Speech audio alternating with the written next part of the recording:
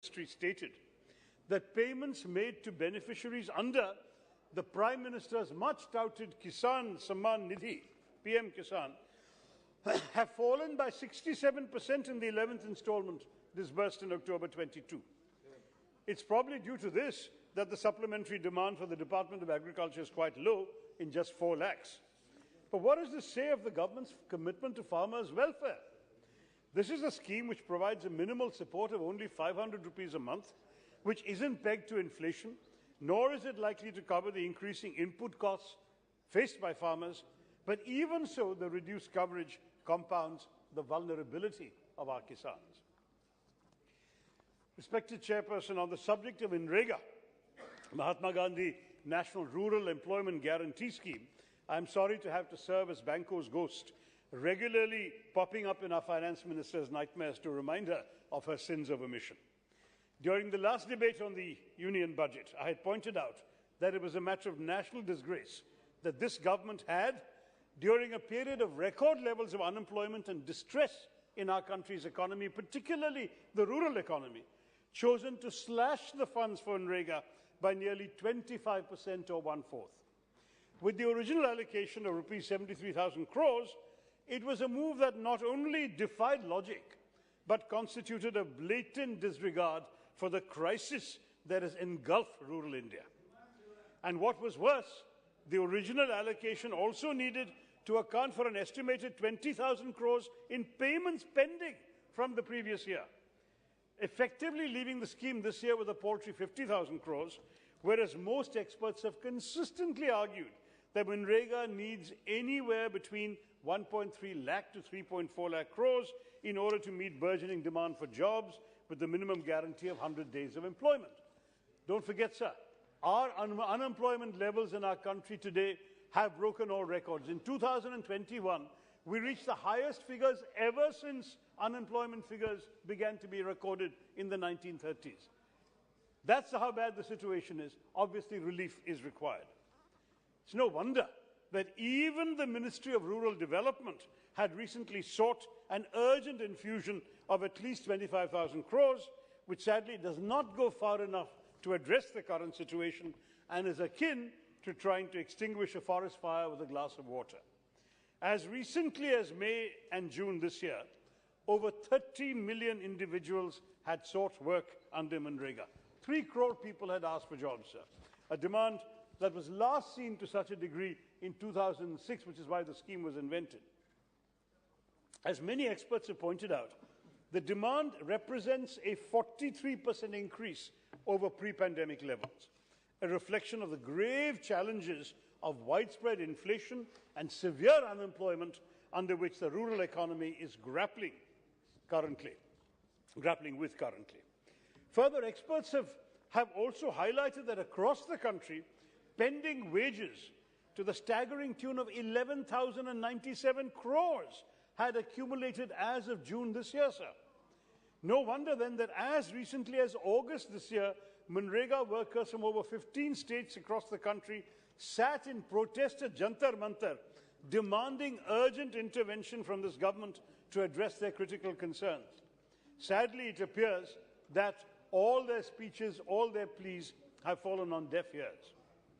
While the government may claim that the additional infusion from NREGA could offer some form of atonement for this catastrophic series of omissions, their budgeting of such a paltry infusion makes it clear that they have learned little from their historic disregard of the scheme. The additional outlay of 22,039 crores does not even match the request sought by their own Ministry of Rural Development and is nowhere close to taking the total allocation to the 1.3 lakh crores that experts have called for and that I had called for in this House in February, for the scheme to be sufficiently able to cater to the existing demand for rural work. Respected Chairperson, it's clear that in their logic-defying allocation to NREGA, the government has effectively reduced the 2 key words of employment and guarantee to hollow, meaningless terms. Neither is enough employment being provided, nor is there any guarantee that employment is assured. Absolutely right. The national net balance of NREGA funds is at a deficit of rupees 15,190 crores. Not to mention that almost 9 crore households have demanded work this year, of which 1.42 crore households that have applied are yet to be issued job cards, let alone be provided employment under the scheme. Further, more than 95% of households employed in Manrega this year, 95% have not got 100 days of work. And yet, despite the growing mountain of evidence pointing for the urgent need for redressal, you, Madam Finance Minister, have chosen to offer a token additional sum. In fact, the overall allocation to the rural sector has seen a scale down from rupees 2,16,342 crores to 1,94,633 crores, including the Pradhan Mantri Awas Yojana Gramin and the National Social Assistance Programme schemes, indicating the government's negligence of the social sector. And while the PM Awas Yojana Gramin had a mandate to build a Pakka house with basic amenities for all homeless families and for all those living in kacha or dilapidated houses, by March 2022 it could achieve only 55% of its target by December last year, forcing the government to extend its deadline to provide Pakka houses to all families in rural India by 2 years. So the deadline, which was meant to be fulfilled by March 2022, is now March 2024. And we all are supposed to let this pass without giving it any thought. Again, promise, under-budgeting, poor implementation, here is the result. And I might say, sir, I know that there is some additional money in the Pradhan Mantri the Kalyan Yojana. But the fact is that throwing sops because you fail to address the underlying problem is no solution at all. The appalling disregard for vulnerable communities extends to other groups as well, including, for instance, groups like our fishermen, who represent some of the most economically challenged groups in our country and for whom there are no supplementary demands in this budget.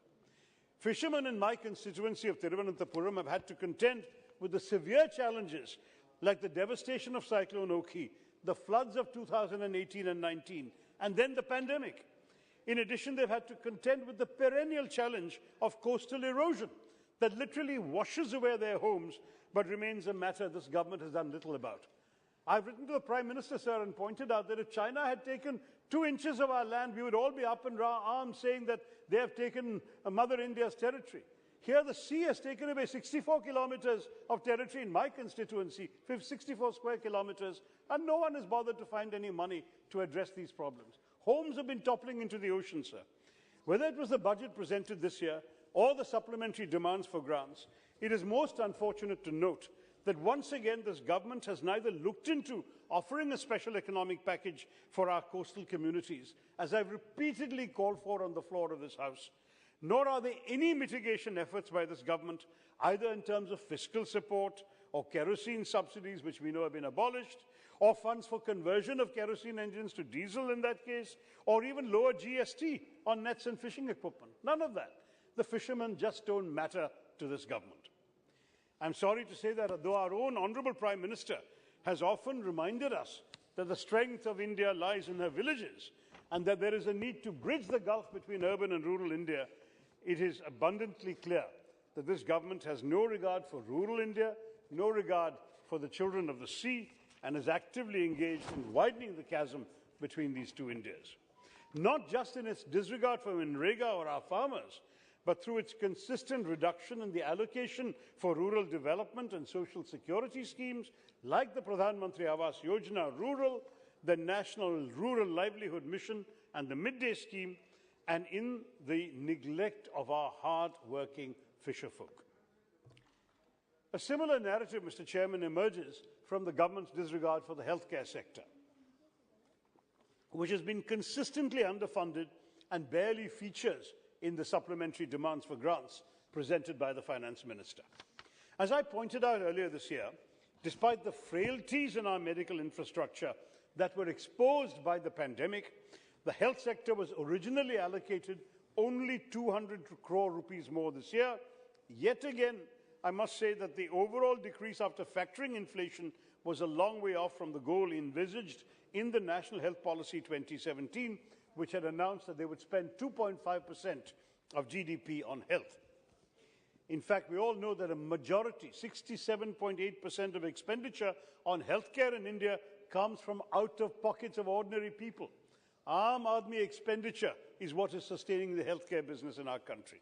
It's not just one of the highest figures in the world, but pushes almost 55 million of our fellow citizens under the poverty line each year.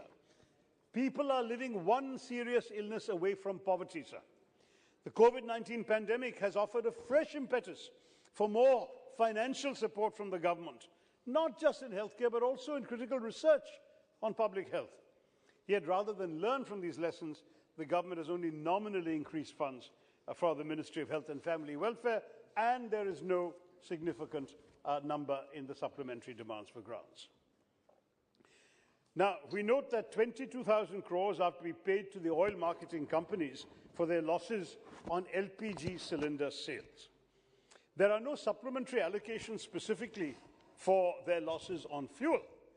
But I would like to draw the attention of this House to the troubling fact that government data shows that fuel prices are being kept unchanged for weeks and sometimes months before assembly elections, only to be changed soon after. Data from the Oil Ministry's Petroleum Planning and Analysis Cell shows that petrol and diesel prices have been controlled, that most of the control is exerted in the months leading up to an assembly election and are relaxed once the assembly elections are over. For example, an excellent article in the print today shows that prices were kept unchanged for 5 days before the assembly elections in Arunachal Pradesh, Andhra Pradesh and Sikkim in April 2019 and changed after. By the time the Bihar elections were held in November 2020, prices were kept unchanged for 51 days before the last date of polling and then began to be changed within 2 weeks after. Before the West Bengal elections in 2021, fuel prices were kept unchanged for 31 days before the last date of polling and were changed just 5 days after. Then, of course, the duration of unchanged fuel prices rose sharply because of oil prices in the international market. Before the 5 assembly elections in February-March of this year, UP, Goa, Manipur, Punjab, Uttarakhand, prices were kept unchanged for a whopping 4 months prior to the last day of polling. Notably, the revision of prices resumed just 2 weeks after the elections got over. And the recently concluded elections in Himachal and then Gujarat showed a similar trend. Fuel prices were kept unchanged for more than 8 months before the last day of voting in Gujarat, and it remains to be seen for how long these prices will remain unchanged now that the elections are over. I say this, sir, because while the finance minister will say that pricing decisions lie with the oil marketing companies, that is unlikely to be the case, since it's clear that it is the oil marketing companies that have to bear the brunt of having to buy expensive oil and sell fuel at cheaper prices to suit the government's political convenience. This will ultimately pose a cost to us, the taxpayers, either in terms of any bailouts the government has to transfer to these companies to cover their losses, or to all of us as consumers, because even with world oil prices reducing as they now or in the future, fuel prices in India will be kept high so these companies can recover their losses. Otherwise, yet another supplementary demand for grants will be needed, Mr. Chairman.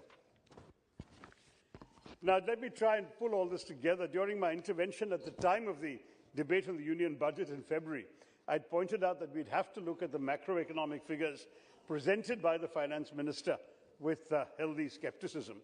And in many ways, the supplementary demands for grants we've got confirm this suspicion.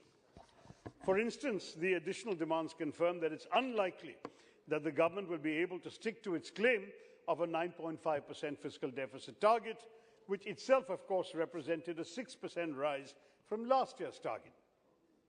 The current cash outgo of 2,99,000, basically 3 lakh crores, clearly shows that the government will be unable to stick to its own intentions of capping the fiscal deficit at 6.8% of GDP. Now, while we in the opposition can understand the critical need for government spending as a result of the pandemic, and we ourselves have been calling for some government spending the government has not been willing to do, like in Rega, we urge the government to stop presenting unrealistic targets before the House and offer more transparent numbers before this country. Take, for instance, the disinvestment targets. The previous fiscal targets relied all too much on the unrealistic assumption that the government would receive 1.7 lakh crores in disinvestment receipts. But we all know this government has failed to meet their disinvestment target in 4 out of 6 years since 2014. In the rare instances where they've managed to do so, it has only been made possible by the comical situation where one PSU has bought shares from another PSU. That track record extends to this year as well. At the end of October, the government has only managed to raise 9,333 crores, according to data from the Controller General of Accounts. Moreover, while a lot was said about the sale of the national carrier Air India to the Tata Group, a significant component of these demands for grants involves a 62,057 crore allocation for the Air India Asset Holding Company Limited, which carries the burden of the majority of the debt that the carrier was under. As part of the sale, the government has remained liable for nearly 46,000 crores, a debt that has been unfairly passed on to the taxpayers. I've been listening to the late Jaitley ji's and now Madam Sitharaman's budgets attentively since 2014, Mr. Chairperson. Every single year, he and she have announced fiscal deficit targets, and every single year they have failed to meet them. You have mentioned privatization targets and failed to meet them. You projected improvements in the tax to GDP ratio, and you failed to meet those. You promised Achhe Din, and now you've moved the goalposts some 25 years into the future, when none of you will be around to be accountable for that either. I'll wrap up in a minute, Mr. Speaker. I'm sorry to say that the underlying vision that this government has presented, first through the Union Budget 22-23, and now in these supplementary demands for grants, is a story of failure. A fondness for grand announcements, followed by consistently inadequate implementation. A talent for developing flashy slogans like Achhe Din, New India, Make in India, and Amrit Kal, none of which any of us have ever seen or seem likely to see. Thus, while destroying the foundations of all that was good and noble about the old India, and in so doing leaving the Indian middle class, the Aam Aadmi, the farmers, the fisherfolk, the poor and the marginalized to face today's Andhkal on their own. We will not oppose these supplementary demands for grants, Mr. Chairman, because the nation needs them and more. But we deplore the needless rigmarole behind the process that has brought us to this point. The unrealistic budgeting, inflated promises, and unreliable assumptions that oblige our finance minister to come back to the House time and again with such revisions. I really hope that when she returns to the House in February with next year's budget, she avoids making the same mistakes over and over again, and that we have seen again this time repeatedly every year, and she gives us a budget that her government can actually work within. Thank you very much, Mr. Chairman. Shri Nishikant भाई। धन्यवाद सभापति महोदय। मैं माननीय प्रधानमंत्री जी के नेतृत्व में हमारी कर्मठ और योग्य वित्त मंत्री निर्मला सीतारामन जी द्वारा प्रस्तुत सप्लीमेंट्री डिमांड्स ऑफ ग्रांट्स के समर्थन में बोलने के लिए खड़ा हूं। सर, मैं अभी सुन रहा था कांग्रेस के हमारे मित्र को। वसीर बद्र साहब एक बहुत बड़े शायर हुए सर, उन्होंने एक बड़ी अच्छी शायरी कही कि सच सियासत से अदालत तक बहुत मसरूफ है। सच सियासत से अदालत तक बहुत मसरूफ है। झूठ बोलो, झूठ में अब भी मोहब्बत है बहुत। किताबें, रिसालें, न अखबार पढ़ना, मगर दिल की हर रात एक बार जरूर पढ़ना।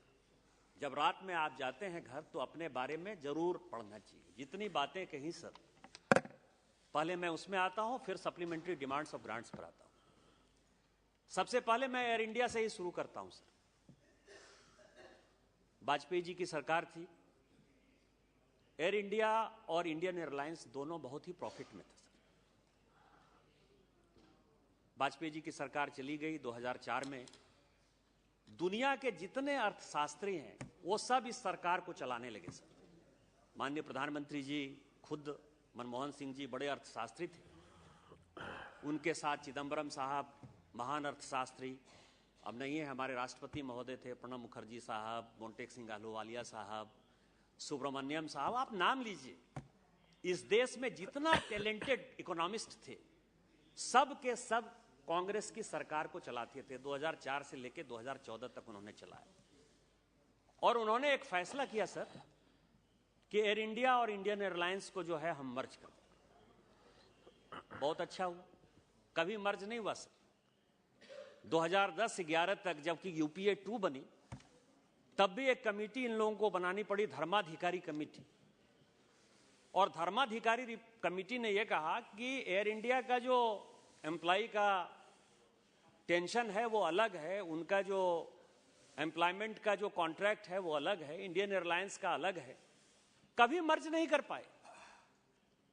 इन्होंने क्या किया सर, जिस ऑर्गेनाइजेशन के पास पैसा नहीं था, मर्जर के बाद जिनकी की कोई भी हैसियत नहीं थी जहाज खरीदने की, यदि मेरे पास ये सॉल खरीदने की हैसियत नहीं है सर तो मैं कैसे सॉल ये ले सकता हूं। इन्होंने क्या किया, इन्होंने तय कर दिया कि मुझे 108 हवाई जहाज खरीदना है और उसके लिए भारत सरकार ने सॉवरेन गारंटी दे दी।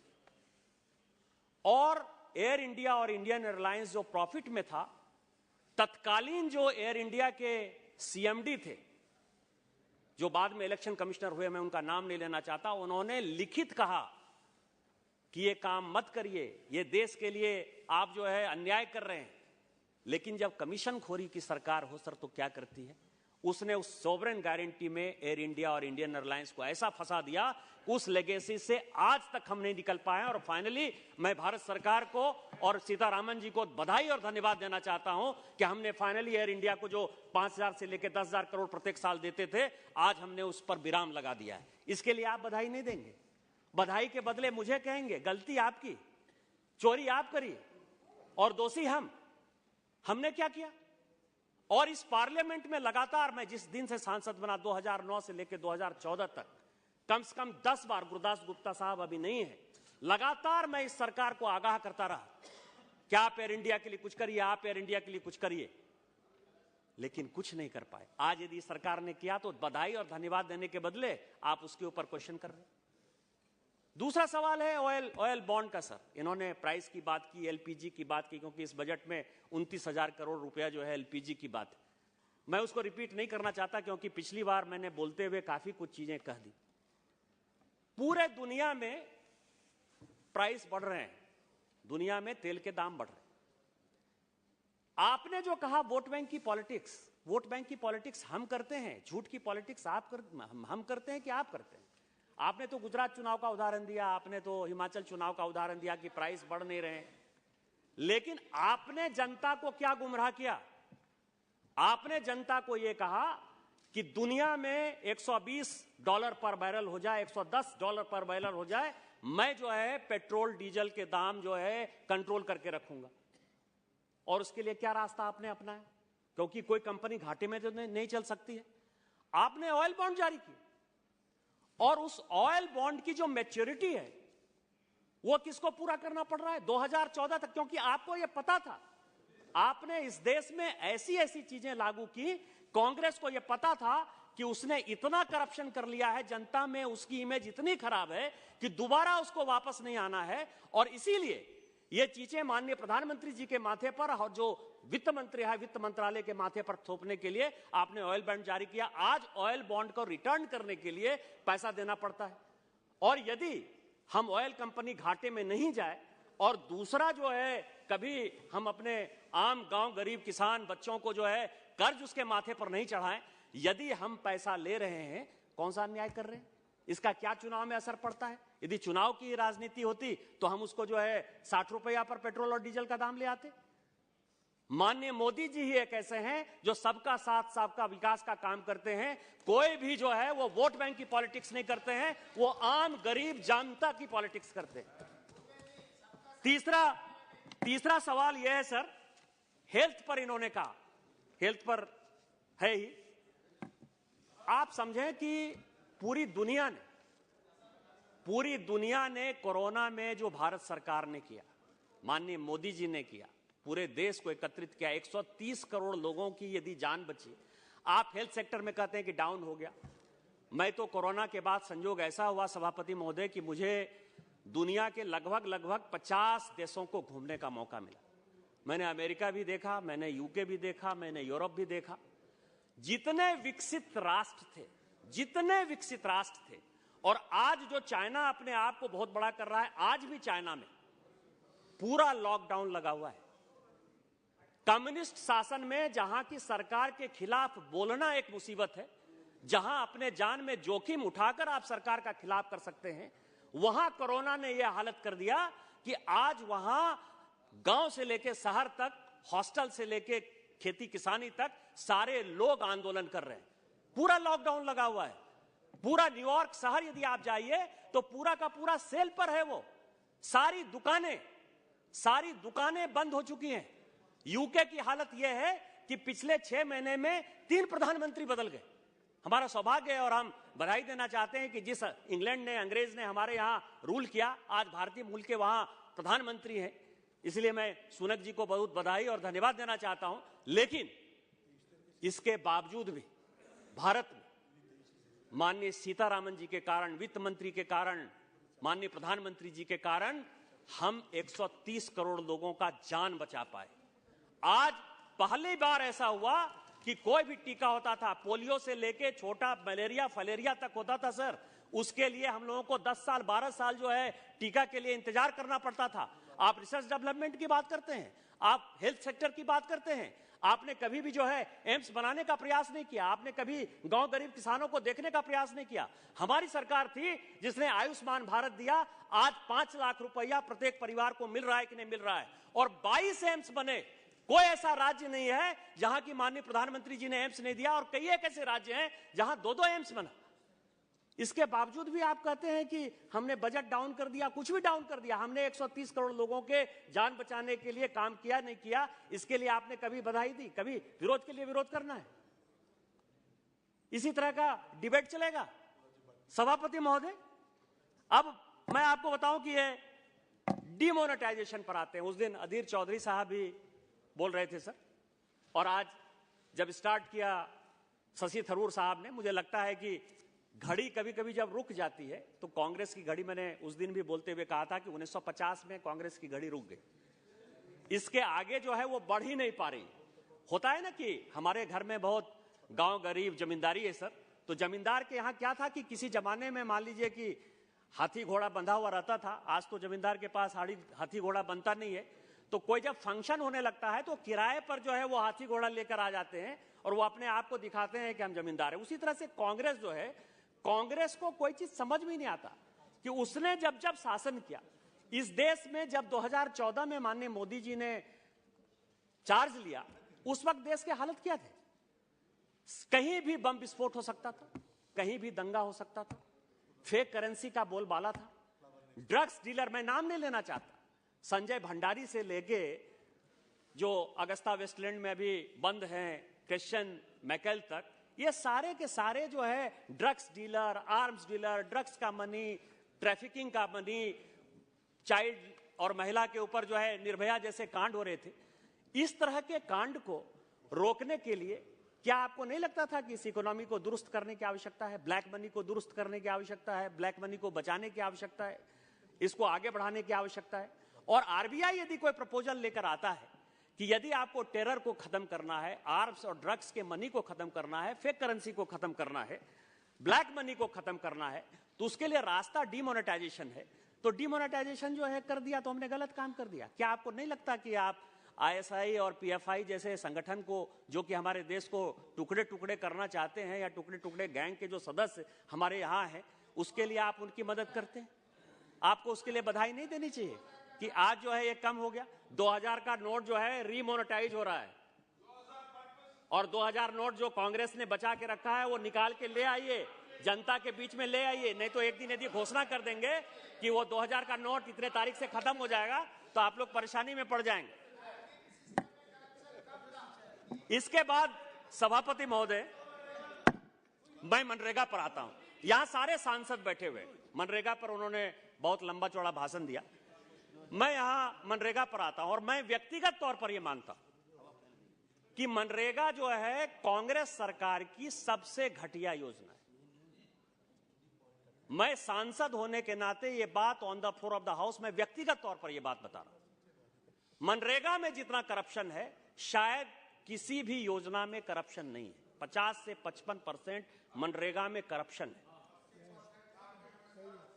अब देखिए हमारे सांसद कर रहे हैं 80%, क्योंकि सभी लोग मॉनिटरिंग कमेटी के चेयरमैन हैं। और मनरेगा आपने यदि लागू कर दिया, मनरेगा आपको पता है कि क्या लागू किया, क्या कानून आपने पास किया, वो डिमांड ड्रिवन है। ये कानून है कि जो राज्य जितना मांगेगा, जहां जितनी आवश्यकता होगी वहां उतना दिया जाएगा। यही कारण है कि आपकी जो पॉलिसी रही है, क्या होता था कांग्रेस की पॉलिसी कि बजट एस्टीमेट वो अलग बनाते थे। जैसे बजट पेश किया, बजट एस्टीमेट है। जैसे अभी लेकर आई निर्मला सीतारामन जी 4,37,36,000 करोड़ का जो है नया सप्लीमेंट्री डिमांड्स लेकर आए, तो वो कहेंगे रिवाइज्ड एस्टीमेट इतना होगा। और जब एक्चुअल होने लगेगा, जब 31 मार्च के आसपास होने लगेगा, तो उसमें जितना जो बजट एस्टीमेट है उससे भी कम जो है उनको डालना है। कांग्रेस की हमेशा नीति, मैंने आपको कहा ना कि देश को गुमराह करने का किसी ने काम किया, यदि इसके बैलेंस को किसी ने बिगाड़ने का काम किया, तो उसके लिए सबसे बड़ा जिम्मेवार जो है कांग्रेस है कि उसका बजट एस्टीमेट अलग है, रिवाइज एस्टीमेट अलग है, एक्चुअल एस्टीमेट अलग है। हमारी सरकार है, हमारी सरकार क्या करती है कि बजट एस्टीमेट, रिवाइज एस्टीमेट से जो एक्चुअल एस्टीमेट है वो और ज्यादा खर्चा होता है। और यही कारण है कि मनरेगा जैसी योजनाएं जो डिमांड ड्रिवन है, जिस राज्य को जितना चाहिए, जिस लेबर को 100 दिन के रोजगार के लिए राज्य को काम करना है, लेकिन हम तेलंगाना तो नहीं बनने देंगे ना। वहां अभी नरेगा में जो है, यहां किशन रेड्डी साहब बैठे हुए हैं, पूरा का पूरा फंड डाइवर्ट हो गया। हम बंगाल तो नहीं बनने देंगे ना, कि पूरा का पूरा बिहार नहीं बनने देंगे। आज की स्थिति ऐसी है कि राज्यों के पास पैसा नहीं है। राज्य जो है अपनी योजनाओं को गलत तरीके से चलाने के लिए मनरेगा के फंड को यदि डाइवर्ट करेंगे तो क्या उसके लिए ऑडिट नहीं होगा? और यदि आप यूटिलाइजेशन सर्टिफिकेट नहीं भेजेंगे तो कहां भारत सरकार को सपना आ रहा है कि वो आपको पैसा भेज देंगे? और यदि मंत्री मिले थे हमारे स्टेट का, मैं 10 डेलीगेशन लेके गिरिराज मनरेगा का और issue have been decided now, they are motivatedly targeting with. मैं ये कर रहा हूं सर कि मैं चुनाव में जो है 1.5 महीने वहां बंगाल रहा हूं सभापति महोदय, और मुझे ये पता है कि ये फंड डाइवर्ट हो रहा है। और यदि फंड डाइवर्ट हो रहा है तो भारत सरकार के नियम के हिसाब से यदि आप यूटिलाइजेशन सर्टिफिकेट नहीं देंगे, भारत सरकार यदि संतुष्ट नहीं होगी, तो हमारे और आपके चाहने के बावजूद भी वो पैसा नहीं जाएगा, क्योंकि ये देश कानून से चलता है। और कानून ये कहता है, आप सुदीप दा यहाँ के मंत्री रहे, सीनियर आदमी हैं, केंद्रीय मंत्री रहे, आप ही जिस विभाग के मंत्री रहे, आप ये बताइए कि बिना यूटिलाइजेशन सर्टिफिकेट के आप अपने मंत्रालय में किसी राज्य को पैसा दे पाए? आपका पता कैसे हुआ कि यूटिलाइजेशन सर्टिफिकेट दिया? इसी कारण से होगा, नहीं तो कोई दूसरा वो मंत्री जवाब देंगे। Your time will come. Your time will come. You can address. मैं यील्ड नहीं कर रहा हूं। Honorable, he is not yielding. Your time will come, honorable member. You can address. इसके बाद जो सबसे महत्वपूर्ण है, No. इस देश में Your सभापति time will come. इस देश में सभापति Your time will महोदय, come. दो लोगों में, सभापति महोदय मैं आप ही को कर रहा हूं, सभापति महोदय, इस देश में दो लोगों पर I am addressing you only, I am focusing you, आप ही की तरफ, एकदम अर्जुन की तरह जो है, केवल मैं सभापति महोदय के चेयर की तरफ देख रहा हूं सर। इस देश में फर्टिलाइजर पर अभी बड़ा भाषण हुआ। 2 चीजें जो है राजनीति करने के लिए, हम जितने लोग पॉलिटिशियन हैं सर, 2-3 चीजों पर हम लोग खूब राजनीति करते हैं।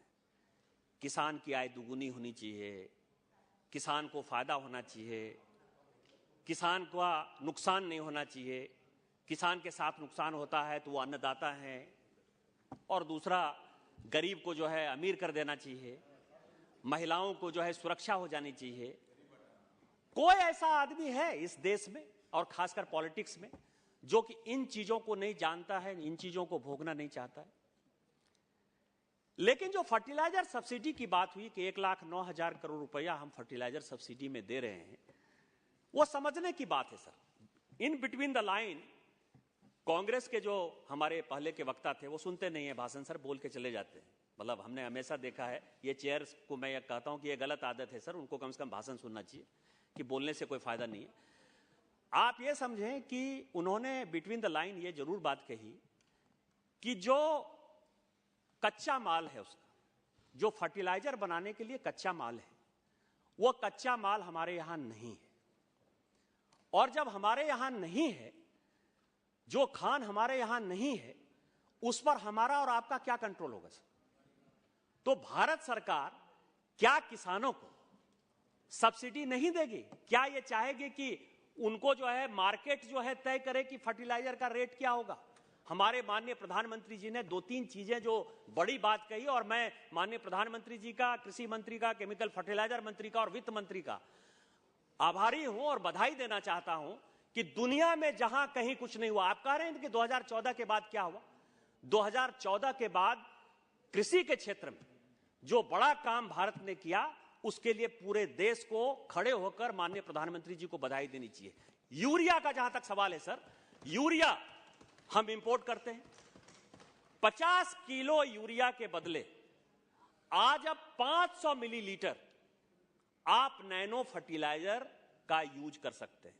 जिस किसान को 50 किलो यूरिया उठाना पड़ता था, जिसके लिए दाम देना पड़ता था, आज भारत देश नहीं दुनिया का सबसे पहला राष्ट्र है जिसने कि नैनो फर्टिलाइजर बनाया, और उसकी कमर्शियल प्रोडक्शन हो रही है और जगह जगह नैनो फर्टिलाइजर के प्लांट बैठ रहे हैं। क्या आपको लगता नहीं कि ये बहुत बड़ा काम है? और उसके कारण से जो फर्टिलाइजर की सब्सिडी हम दे रहे हैं, और बाद में यही नैनो डीएपी माननीय प्रधानमंत्री जी जो है उसको आगे बढ़ाने वाले हैं कि यूरिया से ये डीएपी में भी जाने वाला है। तो उसके बाद एक तो किसानों को फायदा होगा कि 50 किलो जो है उनको बैग नहीं खरीदना पड़ेगा, 500 मिलीलीटर वो पॉकेट में ले जाकर उसका उपयोग करेंगे। और दूसरा, जो हम इतना बड़ा फर्टिलाइजर सब्सिडी दे रहे हैं उसमें कहीं ना कहीं रोक हो जाएगा। दूसरा सवाल यह है कि हमने अपने पीएसयूज को कई एक जगह जो बंद हो गया था खाद का कारखाना, जैसे मेरे झारखंड में ही सर सिंदरी में एक फर्टिलाइजर का खाद कारखाना था, यूरिया बंद हो गया। आपने अपने कारणों से बंद कर दिया। आप आज पीएसयू बेचने की बात कर रहे हो, पीएसयू को तो आपने ऐसे ढक्कन की तरह बेच दिया कि खत्म ही कर दिया। बरौनी का फर्टिलाइजर बिहार में था सर, बंद हो गया। गोरखपुर का फर्टिलाइजर प्लांट था उत्तर प्रदेश में, बंद हो गया। तालचर का फर्टिलाइजर प्लांट था उड़ीसा में, बंद हो गया। रामगुंडम का था, वो बंद हो गया। ये सारे फर्टिलाइजर प्लांट माननीय प्रधानमंत्री जी ने यह तय किया 2014 में कि हमारी जो निर्भरता बाहर में है और जो ये प्लांट पड़े हुए हैं, इसके लिए कुछ ना कुछ काम करो। और आज ऐसा सिचुएशन हो गया सर कि आज ये सारे फर्टिलाइजर प्लांट बनकर तैयार हैं, और अगले साल से मुझे लगता है कि अपने को इंपोर्ट बहुत कम करना पड़ता है। आपकी गलती, आपने प्लांट बंद कर दिया। आप रिसर्च डेवलपमेंट नहीं कर रहे हो। रॉ मटेरियल के लिए जिस पीएसयू को एनएफएल से लेके सारे जो भारत सरकार के जो यूनिट थे, उनको जॉर्डन में कैसे माइंस खरीदना है, मोरक्को में कैसे माइंस खरीदना है, जिसके कारण कि हमारी जो निर्भरता है कच्चा माल पर वो कम हो पाए, उसके लिए आपने कभी नहीं सोचा। और उल्टा जब आज हम किसानों को सब्सिडाइज रेट में, क्योंकि उनको हम बोझ नहीं डालना चाहते, किसानों को बचाना चाहते हैं, किसानों को कभी भी आपके जैसे राज्य में आत्महत्या करने के लिए किसानों को मजबूर होना पड़ता था, वो हमारे राज्य में नहीं हो। आज यदि माननीय प्रधानमंत्री जी कर रहे हैं और माननीय वित्त मंत्री जी उसके लिए पैसा दे रही हैं, तो आपको वो बड़ा बुरा लग रहा है। आपको कह रहा है कि हमने ये कह दिया, हमने ये कह दिया। जब माननीय प्रधानमंत्री जी ने कहा आज यदि 1,09,000 करोड़ में भी नहीं होगा, तो मैं आपको ये दावे के साथ कह सकता हूं कि अगला जब बजट होगा तो यदि उसके लिए 50,000 से लेके 1,00,000 2,00,000 करोड़ की भी आवश्यकता होगी, तो किसानों को बचाने के लिए सरकार वो पैसा भी देगी। ये माननीय मोदी जी की सरकार है। आप बिना बात के अब पीएम आवास रूरल और अर्बन पे आइए। इसमें हमने फंड दिया है।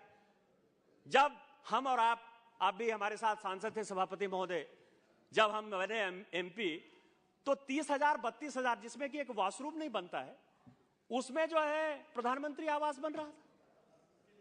और शहरी क्षेत्र में तो बात ही छोड़िए, ग्रामीण क्षेत्र में बनता था। जब माननीय प्रधानमंत्री बने, जब उन्होंने टारगेट रखा, कहा कि 2022 के टारगेट को 2024 कर दिया। क्या माननीय प्रधानमंत्री जी ने जब 2022 टारगेट रखा था, उनको यह पता था कि यह 2 साल जो है पूरी दुनिया का रहने वाली है? पूरी दुनिया जो है कोरोना के कारण जो है परेशानी में हो जाएगी। हमको अपने व्यक्तियों का जो है, हमको अपने समाज के लोगों का, हमको अपनी जनता का जो है जान बचाने के लिए जो है सबसे ज्यादा परेशानी होगी। इस 2 साल तक पूरा का पूरा दुनिया तबाह रहा। यदि 2022 से 2024 कर दिया और आज प्रधानमंत्री रूरल में या प्रधानमंत्री अर्बन में हम पैसा दे रहे हैं और कह रहे हैं कि सारे हाउस होल्ड को हम पक्का का मकान देंगे, सारे हाउस होल्ड को हम यदि पाइप पानी देंगे जल जीवन मिशन में, और उसके लिए यदि हम पैसा दे रहे हैं तो कौन सा गलत कर रहे हैं? उसके लिए आपको धन्यवाद देने के बदले गरीबों को मकान नहीं होना चाहिए? या आप ही की तरह जो है गरीब को जो है कि हम गरीबी रेखा से हटाएंगे, 1971 में इंदिरा जी ने कहा कि गरीबी हटाएंगे और 2014 तक नहीं हटा पाए और गरीब को केवल झूठ का बरगला कर जो है आप वोट लेते रहे। क्या ये वोट बैंक की पॉलिटिक्स है? ये माननीय प्रधानमंत्री जी यदि सबको एलपीजी सिलेंडर दे रहे हैं उज्ज्वला योजना में, सबको यदि पीने का पानी दे रहे हैं, यस, जो जिनको भी एलपीजी सिलेंडर नहीं है सबको हम दे रहे हैं, एलपीजी सिलेंडर का कनेक्शन दे रहे हैं, और इसके बाद राज्य सरकारें जो है तो मैं आपको बता रहा हूं, क्या इसके लिए बधाई और धन्यवाद नहीं देना चाहिए? इसके बाद आप आइए सर, 2-3 चीजें हैं जो मैं बोलना चाहता हूं कि आज दुनिया की इकोनॉमी क्या है। मैंने जैसे कहा कि चाइना बड़ी ही बुरी स्थिति में है, यूरोप की हालत खराब है, और कई एक जो चर्चा होती है सर कि हमारे यहां आज ही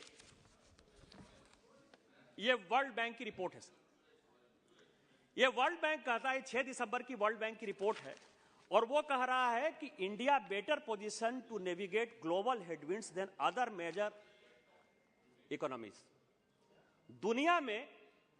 दुनिया में यदि कोई सबसे अच्छे इस इकोनॉमी को आगे बढ़ा रहा है, ये मेरा रिपोर्ट नहीं है सर, ये रिपोर्ट किसका है? ये रिपोर्ट वर्ल्ड बैंक का है। IMF हो, वर्ल्ड बैंक हो, एशियन डेवलपमेंट बैंक हो, कोई भी ऐसा दुनिया का बैंक नहीं है जो कि ये भारत को मेजर इकोनॉमी नहीं कर रहा है या हमारे माननीय वित्त मंत्री को धन्यवाद नहीं दे रहा है। और उसके पीछे रीजन है सर, अभी फिस्कल डेफिसिट, ये इन लोगों को ठंडा करिए सर, ये लोग सरकार वरकार तो बनाएंगे नहीं, केवल हल्ला कर रहे हैं सर तेलंगाना वाले। ये फिस्कल डेफिसिट की बात कर रहे हैं सर, नहीं, he is from Telangana, Revanth Reddy is from Telangana sir. वो लोग, उन लोगों को या तो बाहर कर दीजिए या यहां बैठा दीजिए सर, डिस्टर्ब हो रहे हैं। Revanth Reddy is from Telangana, he is my friend, that's why I know he is from विद्यार्थी परिषद, एंड सिंस विद्यार्थी परिषद days I know he. Sir fiscal deficit की बात जो है, शशि थरूर साहब ने की, इन्फ्लेशन की बात होती है, फिस्कल डेफिसिट की बात होती है। मैं ये आंकड़ा लेकर आया हूं सर, ये 1960 से 1960 से अब आप समझिए कि जो कांग्रेस का शासन रहा सर, मतलब हमने क्या किया है इस देश की इकोनॉमी को बढ़ाने के लिए, और इसके लिए वित्त मंत्री और माननीय प्रधानमंत्री जी कितने बधाई के पात्र हैं कि 1966 में 10.80 इन्फ्लेशन रेट था सर, 1964 में 13.36 था सर, 67 में 13.06 था। कांग्रेस जब आती है क्या क्या होता है आप ये देखें सर। जब 1974 आया, जबकि इमरजेंसी लागू हो गया, जब पूरा लोकतंत्र का गला घोट दिया गया, तो 1974 में सर ये 28.60 था। जब 1983 में इंदिरा जी बड़ी पीक पर थी अपने, तो 11.87 था सर। जब नरसिम्हा राव जी और माननीय मनमोहन सिंह जी, जिनका कि पूरी दुनिया लोहा मानती है और हम भी मानते हैं कि उन्होंने लिबरलाइजेशन करके एक बड़ा काम किया, 1995 में ये 10.22% था सर। और जब बड़े ही होशियार और होनहार, जो आजकल इंडियन एक्सप्रेस में बड़े बड़े आर्टिकल लिखते रहते हैं, चिदम्बरम साहब जब इस देश के वित्त मंत्री थे 96-97 में सर, तो उस वक्त 13.23 था, क्योंकि उन्होंने एक बड़ा काम किया सर, ब्लैक मनी को व्हाइट मनी कैसे किया जाता है उसके लिए एक बड़ा एमनेस्टी स्कीम लेकर आए। और वो आज भी जो है पूरा देश जो है उसके लिए, जो टैक्स पेयर, जो जेन्युइन टैक्स पेयर हैं, आज भी वो परेशान हैं कि ये कैसा एमनेस्टी स्कीम लेकर आए। यदि ऐसा ही स्कीम आता है कि आप भारत सरकार को पैसा नहीं दो, क्योंकि आज जो हमारा सिचुएशन है सर, और मैं वित्त मंत्री जी को उनका बधाई और धन्यवाद देना चाहता हूं इन्फ्लेशन खत्म करके, कि आज हमारा जो इन्फ्लेशन है, इतना होने के बाद भी केवल 5.13%। क्या इसके लिए इनको बधाई नहीं देना चाहिए? इन्होंने जो काम किया सर, कि आज जो टैक्स कलेक्शन है, जो टारगेट इन्होंने 14 लाख करोड़ का फिक्स किया था, वो आप समझिए कि 25% एक्सीड कर गया। फर्स्ट टाइम ऐसा हुआ, बिना इकोनॉमी के ही एक्सीड कर गया। 17 लाख 18 लाख करोड़ हो गया। जीएसटी जिसका कि टारगेट जो है 1 लाख सवा लाख करोड़ हमने फिक्स किया था, वो प्रत्येक महीने जो है वो बढ़ता जा रहा है, वो 1.5 लाख करोड़ भी कभी कभी एक्सीड कर रहा है। क्या जीएसटी का कलेक्शन जो है, इकोनॉमी बढ़ रही है, या हम इसके लिए हमको इनको धन्यवाद नहीं देना चाहिए? क्या इनकम टैक्स का कलेक्शन बढ़ रहा है, इसके लिए हमको माननीय वित्त मंत्री जी को धन्यवाद नहीं देना चाहिए? तीसरा सवाल यह है कि यहां सारे मेंबर ऑफ पार्लियामेंट है, उनके लिए मैं 2-3 सूचना देना चाहता हूं कि यह सरकार ने क्या काम किया है। और इस बजट में 12,000 करोड़ रुपया का एक प्रोविजनिंग लेकर आई है भारत सरकार रेलवे के लिए। आज तक जो रेलवे बना सर, वो रेट ऑफ रिटर्न की पॉलिसी से बना। रेट ऑफ रिटर्न की पॉलिसी अंग्रेजों ने बनाई थी। 150 साल, पौने 200 साल से किसी भी सरकार और किसी भी माननीय प्रधानमंत्री जी ने यह देखने का काम नहीं किया कि जो गांव, गरीब, पिछड़े लोग हैं, आदिवासी जगह के लोग हैं, एस्पिरेशनल डिस्ट्रिक्ट के लोग हैं, उनको जो है रेल की सुविधा कैसे मिलेगी। क्योंकि पिछड़े इलाकों में रेल वहीं गया, जैसलमेर में, जोधपुर में, उदयपुर में, जहां की राजा महाराजा बहुत मजबूत थे, और उन्होंने बिना रेट ऑफ रिटर्न को देखे हुए, चाहे आप राजा महाराजा को जितनी भी गाली दी, उन्होंने आम जनता को दिया। यह बात मैंने यहां कही, माननीय प्रधानमंत्री जी और माननीय रेल मंत्री जी और खासकर माननीय वित्त मंत्री जी का मैं आभार प्रकट करना चाहता हूं कि जो रेलवे ये गति शक्ति का जो प्रोग्राम लेकर आई है माननीय वित्त मंत्री जी, और उसमें जो ये 12,000 करोड़ रुपया इन्होंने इसमें इंक्लूड किया है। अब आप समझिए कि जो भी पिछड़ा इलाका है, वो क्या कर रहे हैं कि आर्थिक आधार पर EIRR क्या है, आर्थिक आधार पर यदि हम वो रेल लाइन बनाएंगे तो उससे हमको गरीबों को हम कितनी बड़ी सुविधा प्रदान कर रहे हैं, इसके आधार पर अब रेल लाइन बन रहा है। और मैं उसका सबसे पहला जो है उदाहरण हूं कि मेरे क्षेत्र में एक rail line Godda to Pirpainti जो बनते बनते रुक गई थी, राज्य सरकार ने पैसा देने से मना कर दिया था।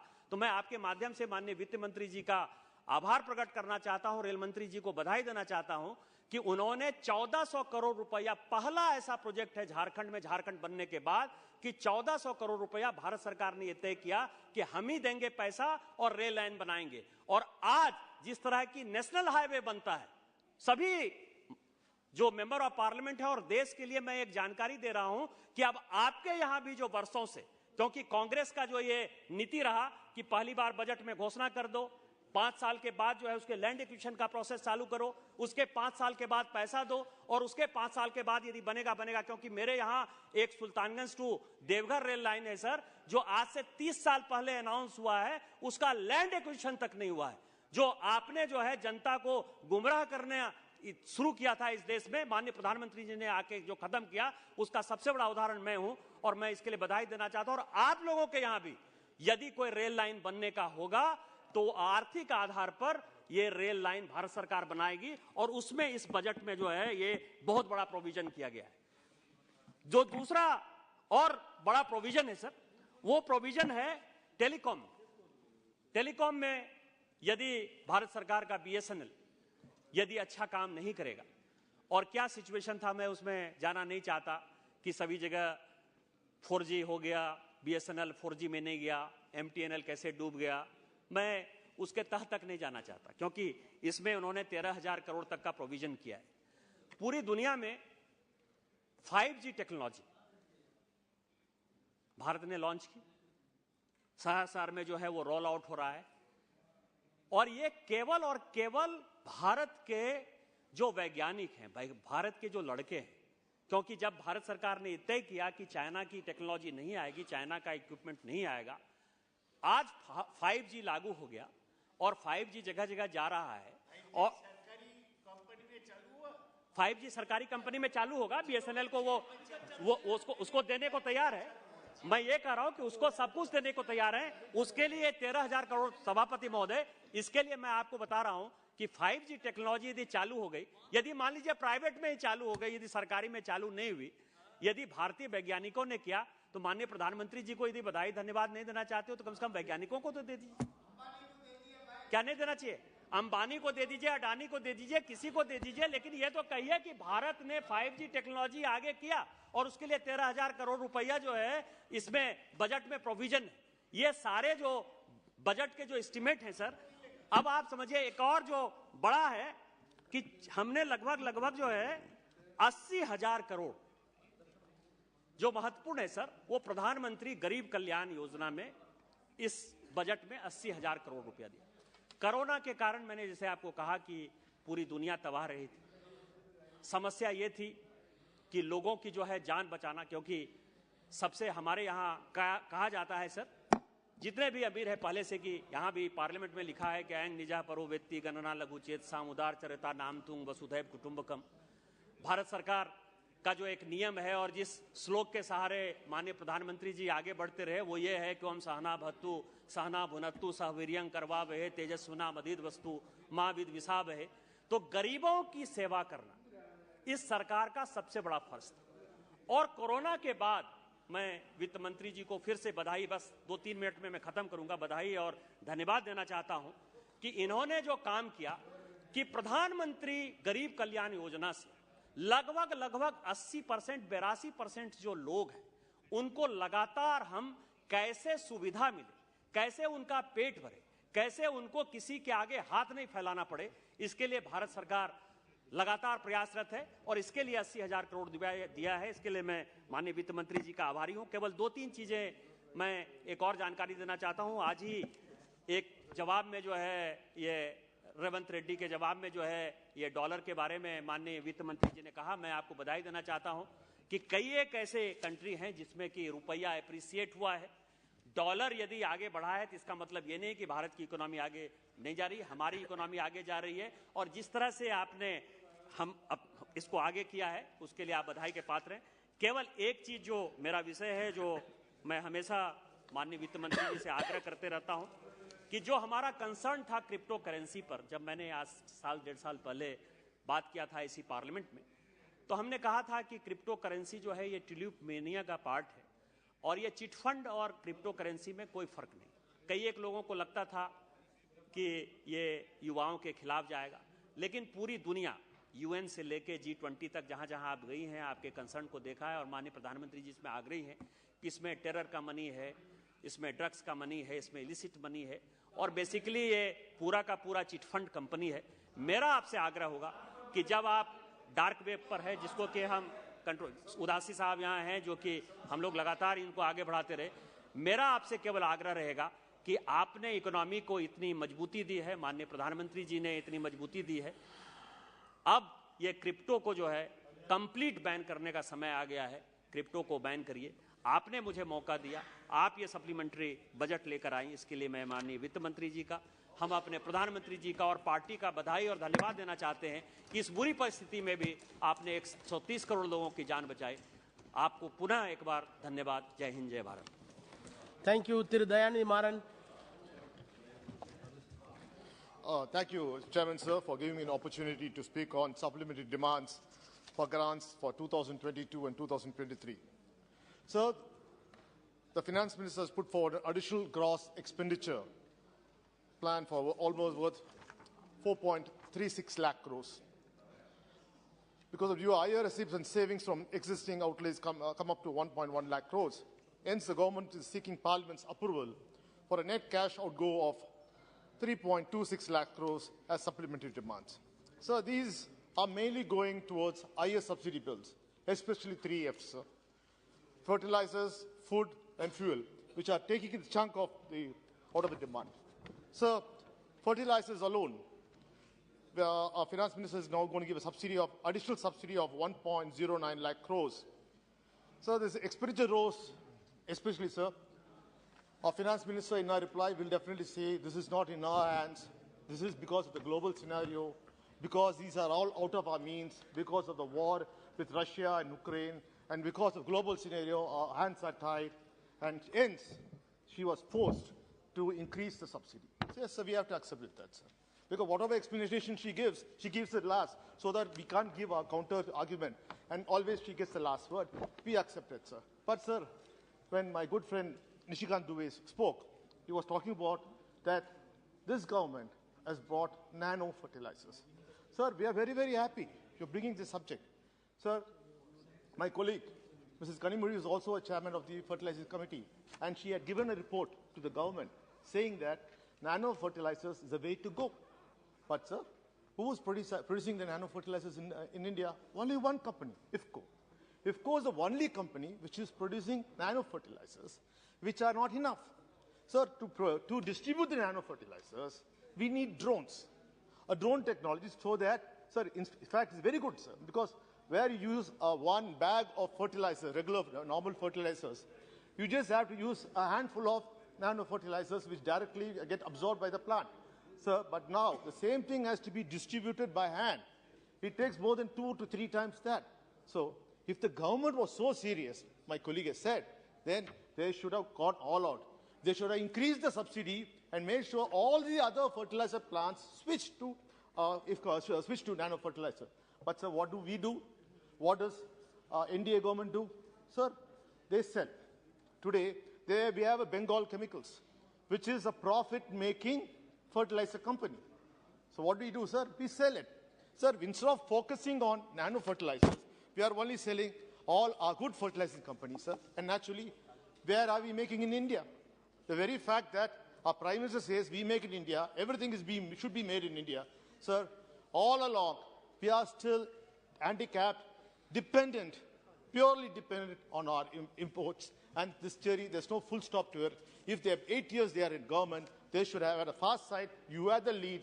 You had the best brains. You should have found a solution. Sir, and for the food subsidy, sir, nearly 80,000 crores for the Department of Food and Public Distribution, sir. Nearly 3/4 of this is going for the government's Pradhan Mantri Gharib Kalyan Anna Yojana, sir, which was started to give free rations during the COVID, sir. Sir, we welcome that. It was a very good scheme because during the COVID, people were suffering. They gave it, and they were very, very clear that this will stop after COVID pandemic stops. But, sir, they can't. Because our finance minister is using this as a tool to fight inflation. She knows that because the high prices which are in the market, she has to do it. And more and now, the elections are going to come, sir. But I'm appreciative. We are for it. We are for it. We say we should give more, sir. Because they are the ones who come and go in public and say they are against subsidies. Subsidies is what killing the nation. So we never said that. We always said the poor needs us. As long as poor people are there, it is the duty of the government to ensure they are taken care. That is the way principle of the Dravidian model, and that's how we go forward for it. You are double-tongued. You say one thing when during the elections times, and after the election, when you have to win, everything is rushed inside, under the carpet. So, next F, sir, fuel. So, all the 3 Fs affects the common man directly, sir. So, 22,000 crores have to be paid to the oil marketing companies, sir, for the subsidy of the gas. So, this is where we have been talking, and sir, all the parties, political parties have been said, when the Prime Minister came forward and said that, please give your concession gas so that a poor woman in a village who is cooking with firewood we can wipe out her tears. Sir, today the prices of gas is more than 1,200 rupees. Sir, and what is happening? Every woman, including your wife, is crying because the gas price is so high. So this has to be brought to them.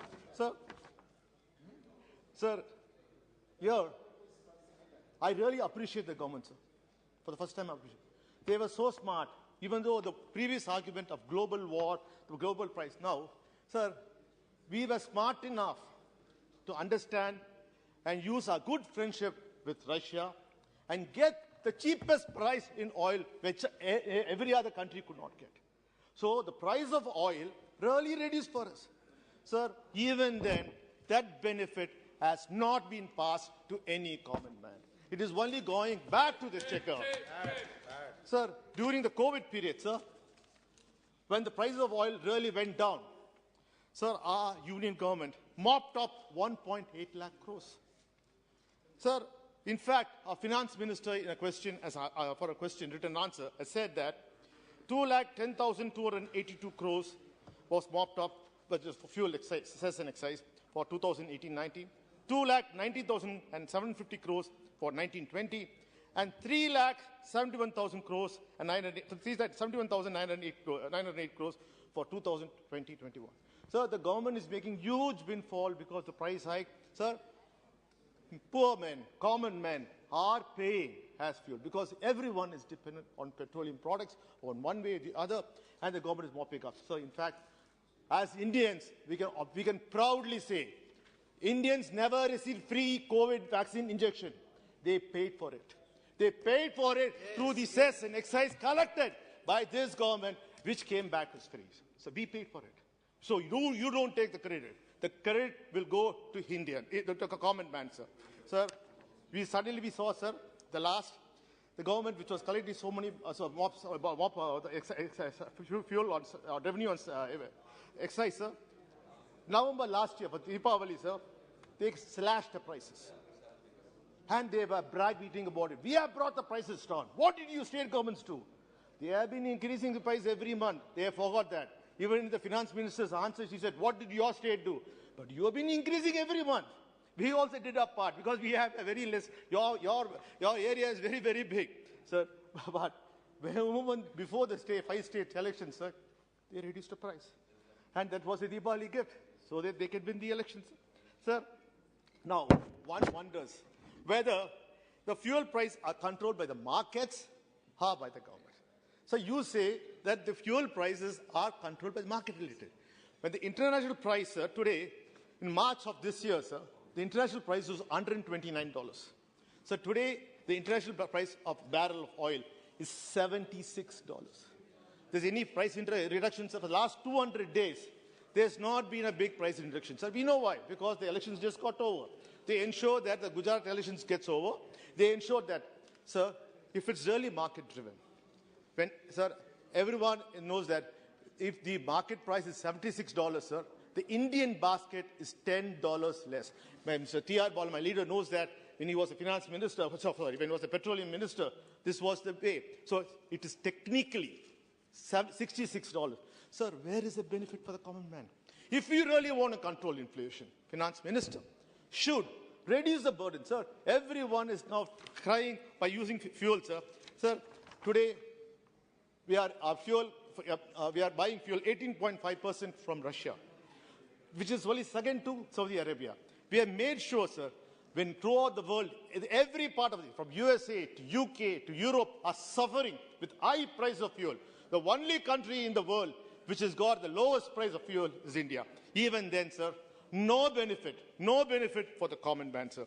So, in fact, sir, I should say, sir, because of this, Indians are paying a different way. So, for young students who are planning to go to US, or young people who are going to work for US, their visas cannot come within the stipulated time. It takes nearly 3 years because the other NATO countries have decided to punish our Indian students by ensuring that they don't get their visa on time, sir.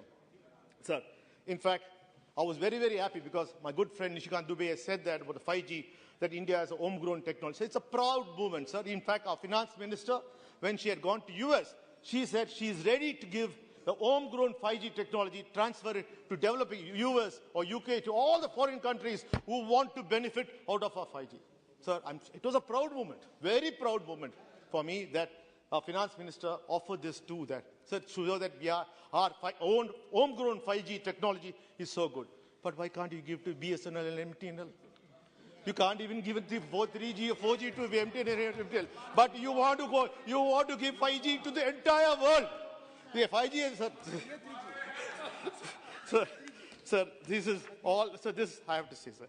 Sir, the next is, sir, Manrega. Sir, as my good friend said that it's a very bad scheme because for only one reason, UPA brought it. Whatever UPA brings is a very, very bad scheme, sir. It's not at all good for the country.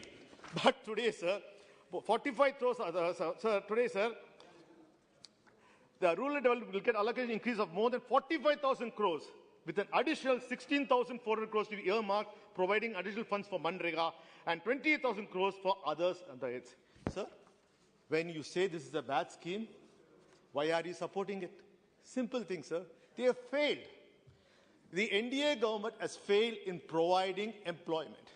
The NDA government is not providing any skill employment. So the only way to keep employment under control is going back to Manrega and ensuring you work in the farms. We are giving you the money. So this is what, sir, I'm sure that if they have data, they would have definitely come and given it to us. Sir, see, this is the data which we have, sir.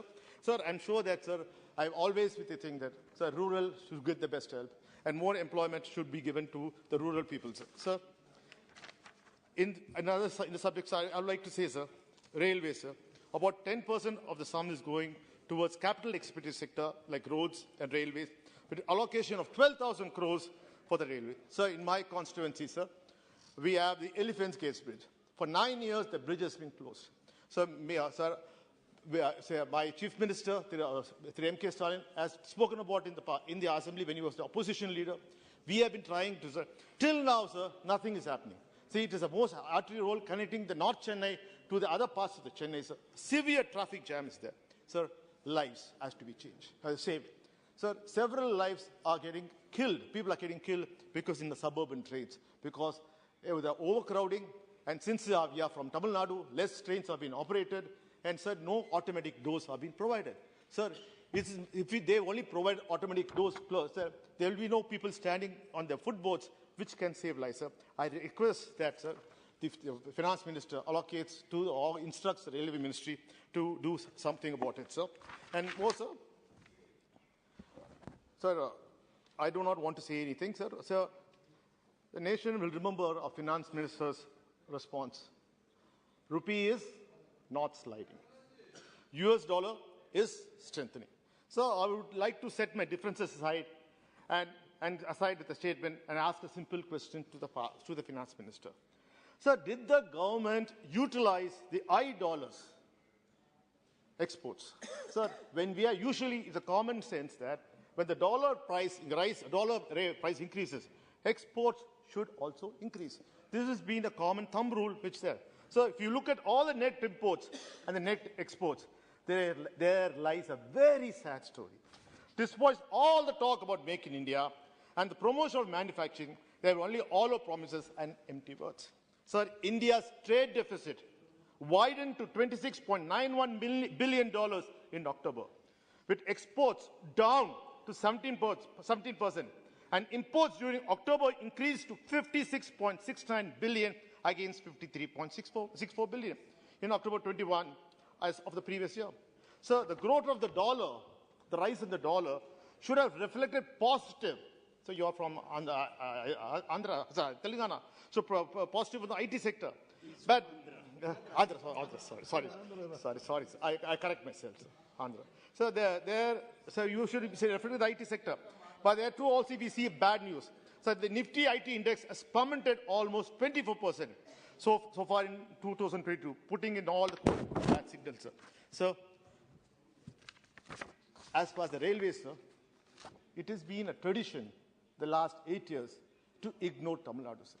Always, sir, my founder leader, Sir Anna, always said, Vadakku vazhigirathu, Terkku theigirathu. The same thing is happening, sir. All the railway projects are going to the northern part of the country and southern part, especially, sir, our part. Your state, sir, and my state are suffering, sir. So, in fact, I like to say, request through the Finance Minister, sir, in the coming budget, sir, please include Thambaram Chengalpattu lines, sir. This is where always a proposal is being given for 600 crores, sir. Sir, again, Attipattu Gumudipudi, third and fourth line, sir, for cost of 500 crores. New lines from Tirupattur, Krishnagiri and Osur at a cost of 1,486 crores, sir. Doubling of Arrakonam, Kanjipuram, Chengalpattu line at 1,360 crores, sir. Vande Bharat train from Chennai to Madurai. Vande Bharat train from Chennai to Coimbatore, sir. Sir, again, sir, I would like to emphasize to the Finance Minister, the credit line guarantee scheme for MSME in the garment sector. The garment sector, sir, especially Tirupur, is facing severe hardship, sir. We are, sir, totally, sir, after post-COVID, they are really suffering, sir. There's been a sharp incline month on month, and the growth rate as a result of the COVID and Russia-Ukraine war, sir. Lakhs of jobs, particularly for rural women who significantly depend, have gone. I urge the union government to announce a special emergency credit line guarantee scheme for the MSMEs in the garment sector with 20% additional collateral credit free in the upcoming budget.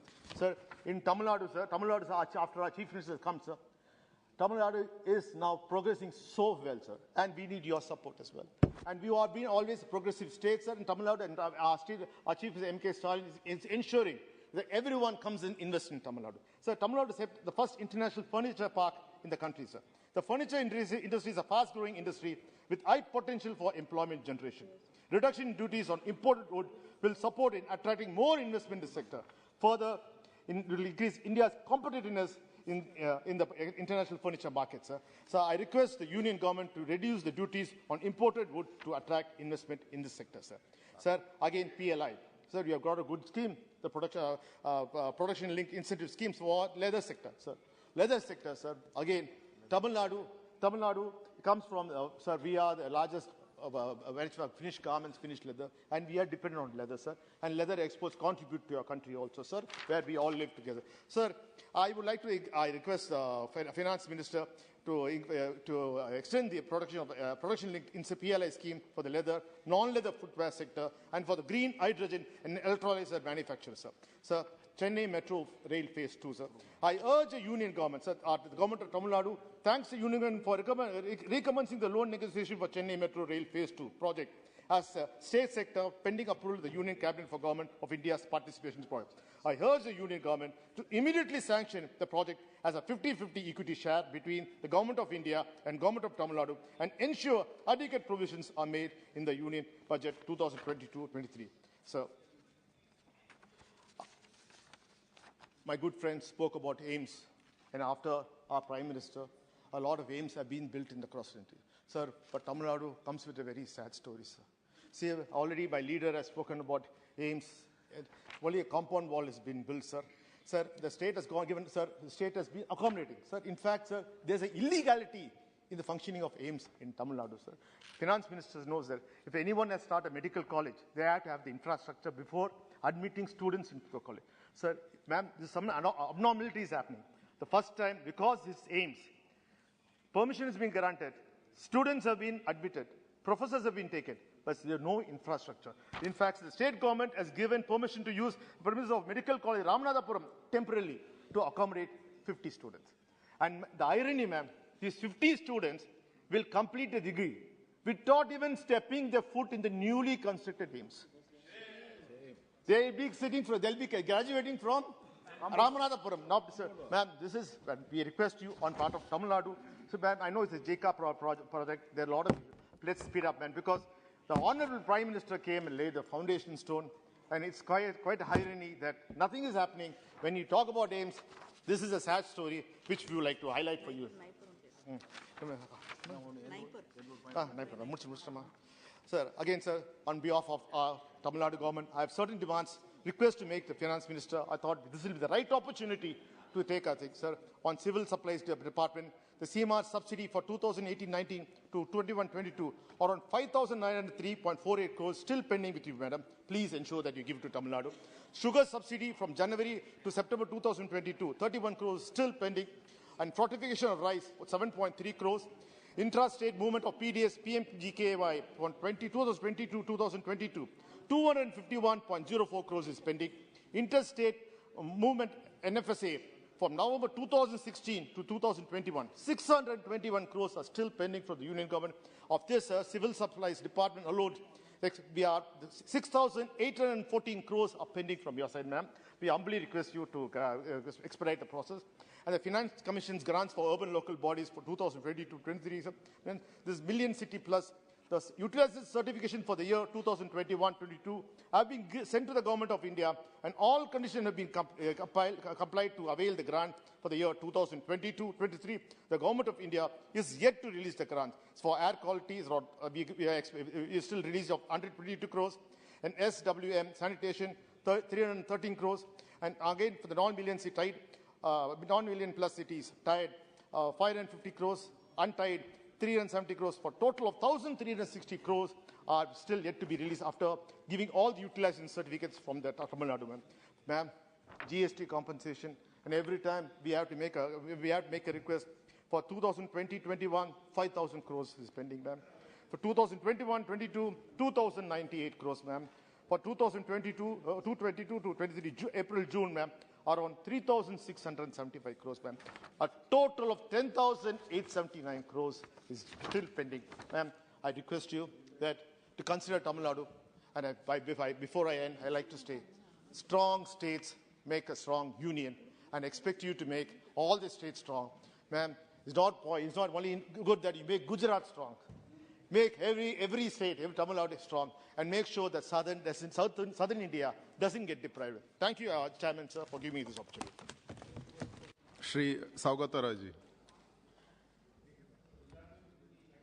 Sir, I like to speak on the supplementary demands for grants. This is not an opportunity to criticize the minister or any other ministers.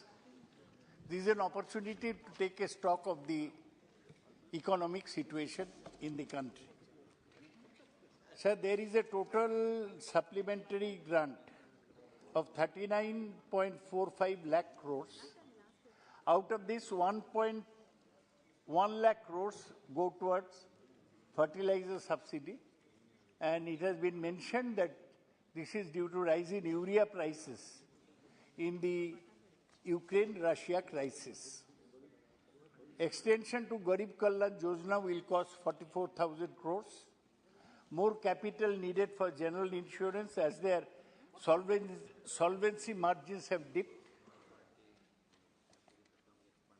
Sir, 1,80,348 crores towards food subsidy, including Garib Kalyan Yojana, which is a good scheme.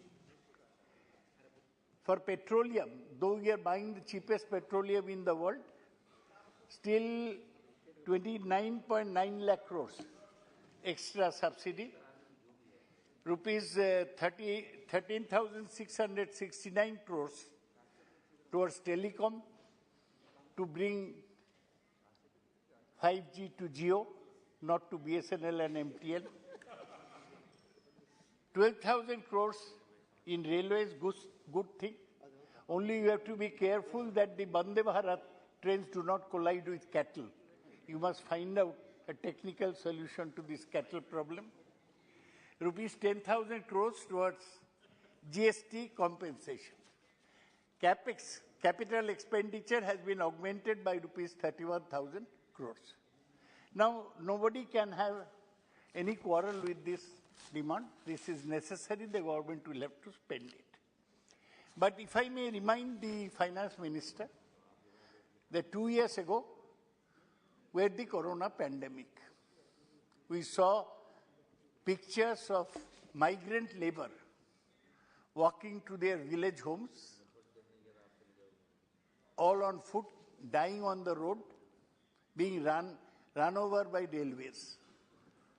Abhijit Binayak Banerjee, the young economist who is a Nobel Prize winner, suggested that these people should be given a cash subsidy of at least 10,000 crore. This cash subsidy of 10,000 would not only put money in their hands, allow them to buy a few things, that would also allow the economy, the money to circulate. The finance minister remained impervious to this plain demand of the most hapless people that I've seen. It is worse than any migration in the history of mankind. This did not happen. Sir, now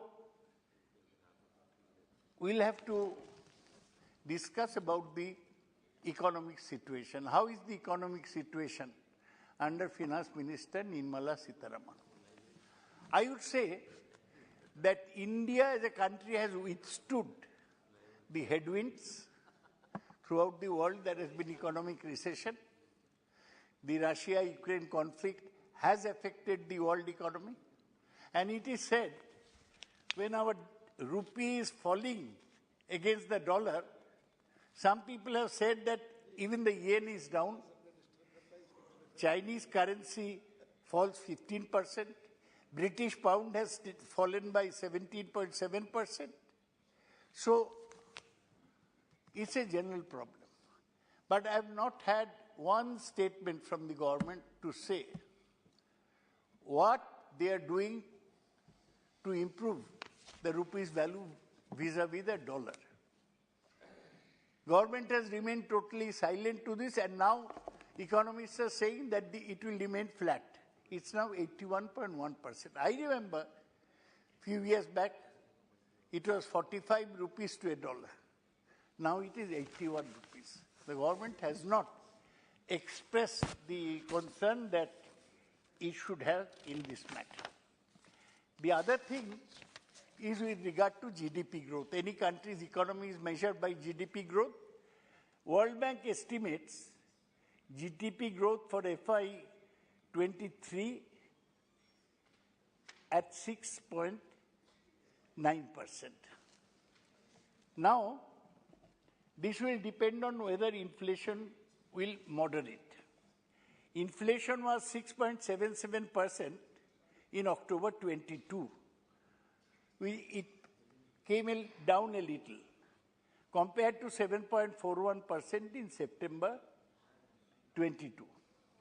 The rise is mainly in food. And I saw the very pleasant picture of the finance minister going like a common housewife to a market in Chennai buying vegetables. She must have realized how bad it is for the common middle class people who are hit by inflation. The Reserve Bank has repeatedly raised the repo rate, the rate at which it lends to bank, but it has failed to control the inflation. I admit that it's not a runaway inflation, but it's inflation all the same, and it is having an impact on the common man's pocket. The other thing is that agriculture has been, RBI's tolerance band was 6%. We have not been able to reach RBI's tolerance band. WPI was slightly, wholesale price index was slightly down to 8.39 in October from 10.7 in September 22. Inflation, as I mentioned, is 6.77% in October 22. Have we left to the Reserve Bank alone through their monetary policy to control inflation, or does the government have anything to say about inflation? I've been hoping, I read the papers every day, expecting the finance minister to come out with a bold statement. I don't see it. I see the Reserve Bank governor speaking more than he should, but never the finance minister speaks anything about inflation. The other thing that I should mention, that the core sector is in a bad way. Its growth slowed down to 0.1%, 20-month low in October. Urban employment is still very high. Unemployment rate rose to 8% in November, highest in 3 months. Urban employment rate rose to 8.9%.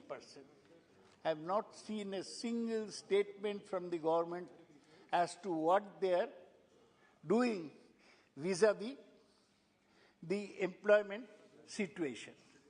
Yes, I say that some steps taken by the government were good. Capital expenditure stood 46.8% higher than the same period last year.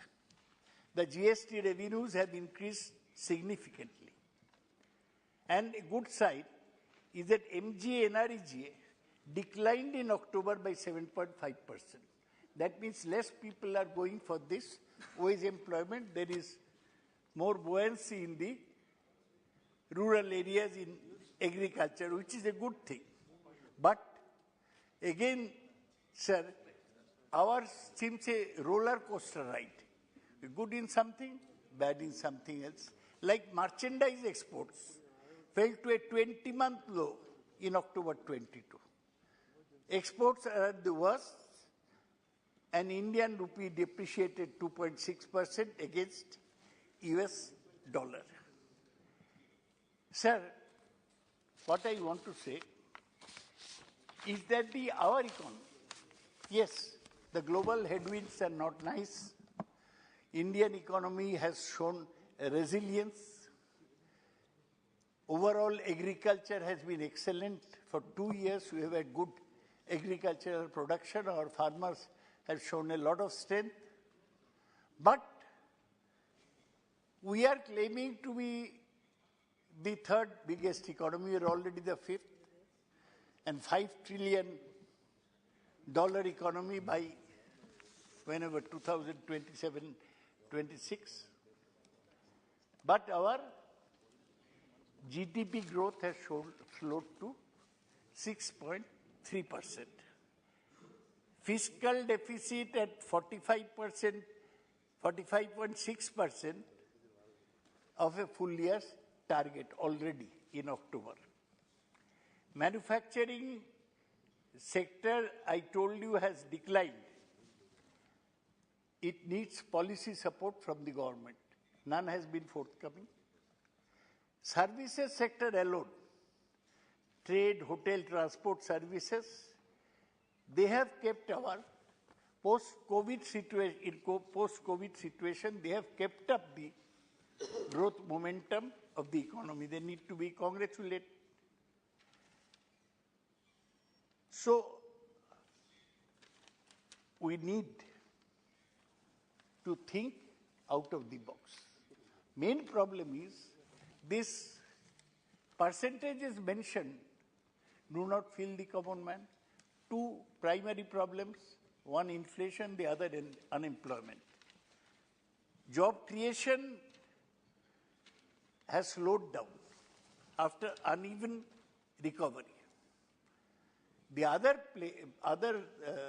sector which needs the finance minister's attention is the banks. I saw a statement, I don't know whether it's economically correct. He said NPAs up by 365% under PM Modi. That is Mr. Kharge's statement, I don't know. You will clarify. But in the last 5 years, 10 lakh crores were write-offs to keep banks half their NPAs. So you have written off 10 lakh crores, and thus banks have halved their NPAs. Banks have recovered only rupees 1.32 lakh crores from write-offs in 5 years ending March 22. Sir, the industry is pressing for two things. They have said decriminalize GST law, slow personal IT rates, lower personal IT rates. They say the industry, shrinking exports with high deficit call for a policy reboot. Food and fuel inflation must be controlled. Having said all this, sir, let me state quite clearly that Indian economy and the world economy is at a crossroads. Instead of boasting that we are going to be $5 trillion economy, we have to remember that globally, you see, the US tech companies, Twitter, Meta, they are all cutting down employment. This will also have an ultimately effect on Indian IT firms like TCS, Infosys, and Wipro. The manufacturing contraction shows why RBI should pause rate hikes. Having said all this, sir, I posed the main problems of the Indian economy before the finance minister. This is the last time he'll make a detailed statement in the House before she presents the budget. I do hope that she has already started the pre-budget consultation. I do think that she will clear the cobwebs in our mind, our doubts regarding the position of the economy. And last point, I would urge the finance minister that be more charitable and fair towards West Bengal. She has no particular constituency to cater to. She is a Tamil, based in Andhra, stays in Delhi, so she can be fair to everybody. And now we have this huge dues from, and in upper house, from Karnataka, as Anish pointed out. So we have this huge pending dues from the central government. Some say it's 1 lakh crores, 7,300 crores in NREG alone. Huge amounts in House for All. I would request her. We don't have a full cabinet minister now in finance in West Bengal. There is a minister of state working. She can call and she can sort out some of the financial demands. And lastly, my friend Dayanidhi Maran mentioned the many projects in railways that were started. I would request the finance minister, you have given some extra money to railways, to Ashwini Vaishnav's effort for modernizing the railways, where Vande Bharat trains are being hit by cattle.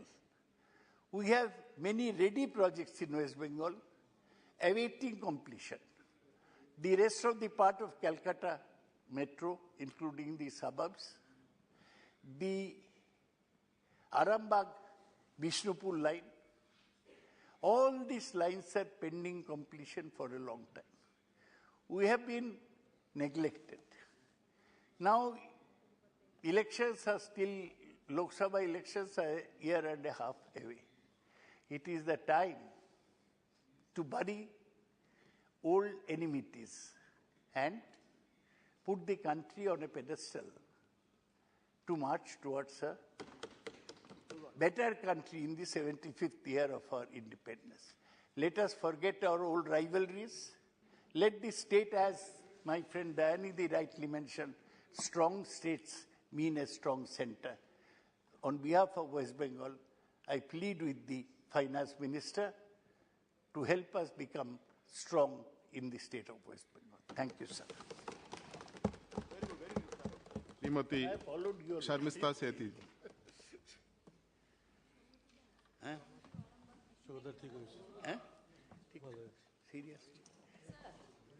Government is claiming that it is confident of accelerated growth, and several international agencies see India as a bright spot amidst the adverse impact of COVID-19 and Russia-Ukraine war. This is a positive thing. But high unemployment, increase in the number of poor people, less private investment, decline in public sector investment, and record-breaking food inflation in recent times have affected all sections of society. Rupee is falling like never before. Now, in this situation, what corrective measures is the government taking? We have become the 5th largest economy, but at the same time, nearly 18 lakh children in India are severely malnourished. Dropout rate of children in primary school has increased from 1.9% to 3.02%. I am hopeful Honorable Finance Minister will address these issues in her reply. Sir, several state governments have taken initiative on their own to heal the wounds of the people. Odisha government, under the leadership of Honorable Chief Minister Sri Naveen Patnaik ji, has taken many pro-people and pro-development measures. Some of them are as follows. So first, the state is leading in reducing poverty, and it has come down from 63% to 29%, while 80 lakh people have climbed out of the poverty line. So second, Odisha is the only state in India to have doubled farmers' income. Third, Odisha is increasing in a steel production by nearly 10 times in the last 2 decades. Recent Make in Odisha conclave has generated investment intents of 10.5 lakh crore with potential for 10.50 lakh direct and indirect employment. Fourth, through Mission Shakti, government is working tirelessly to empower women to be model entrepreneurs and leaders. Fifth, Sir, Odisha is committed to provide a pakka ghar to every household.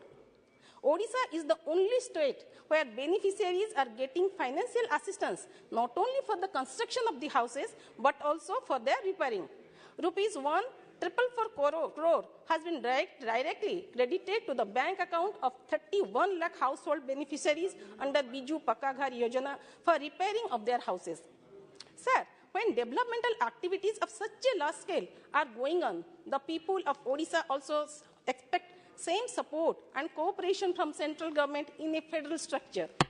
In 2019, Centre has promised Odisha in the aftermath of cyclonic storm Fani for approval of 1.84 lakh houses under the special PMAY Gramin program. So many people had lost their houses in the 14 districts of Odisha, which were affected by the cyclone. People are still waiting for the central assistance. I request the central government to immediately sanction 1.84 lakh special PMAYG houses as promised to Odisha in the aftermath of cyclonic storm Fani, and also to open hours plus window to incorporate those who were not included in the list of beneficiaries under this scheme. Sir, delay in MGNREGA payment is another issue. Odisha is yet to get its dues of around 1,700 crore from the centre. Our Honorable Chief Minister has already written to Honorable Prime Minister to release the fund and also requested to review the provisions for the withdrawal, utilization and recoupment of budgetary allocation towards states revolving fund to prevent delay in payment of wages under MGNREGA. Odisha government, in order to address the distress migration in 20 migration-prone blocks of our 4 districts, namely Balangir, Bargarh, Kalahandi and Nuapada, has approved a new state sector scheme, State Support to MGNREGAs, wherein it has decided to provide additional 200 days of work over and above the guaranteed 100 days of work mandated under MGNREGAs Act 2005. The entire cost towards the payment of wages beyond the guaranteed 100 days of wage employment under MGNREGA will be borne by the state government. When the state is being proactive in providing employment opportunities, non-payment of dues by the central government has become an obstacle. Through you, sir, I would like to request the government to take necessary steps as proposed by Honorable Chief Minister. Sir, Odisha has sought 60% of coal sales share from this centre, and also wants coal-bearing states to be assigned reasonably lower limits for the renewable power obligation, that is RPO.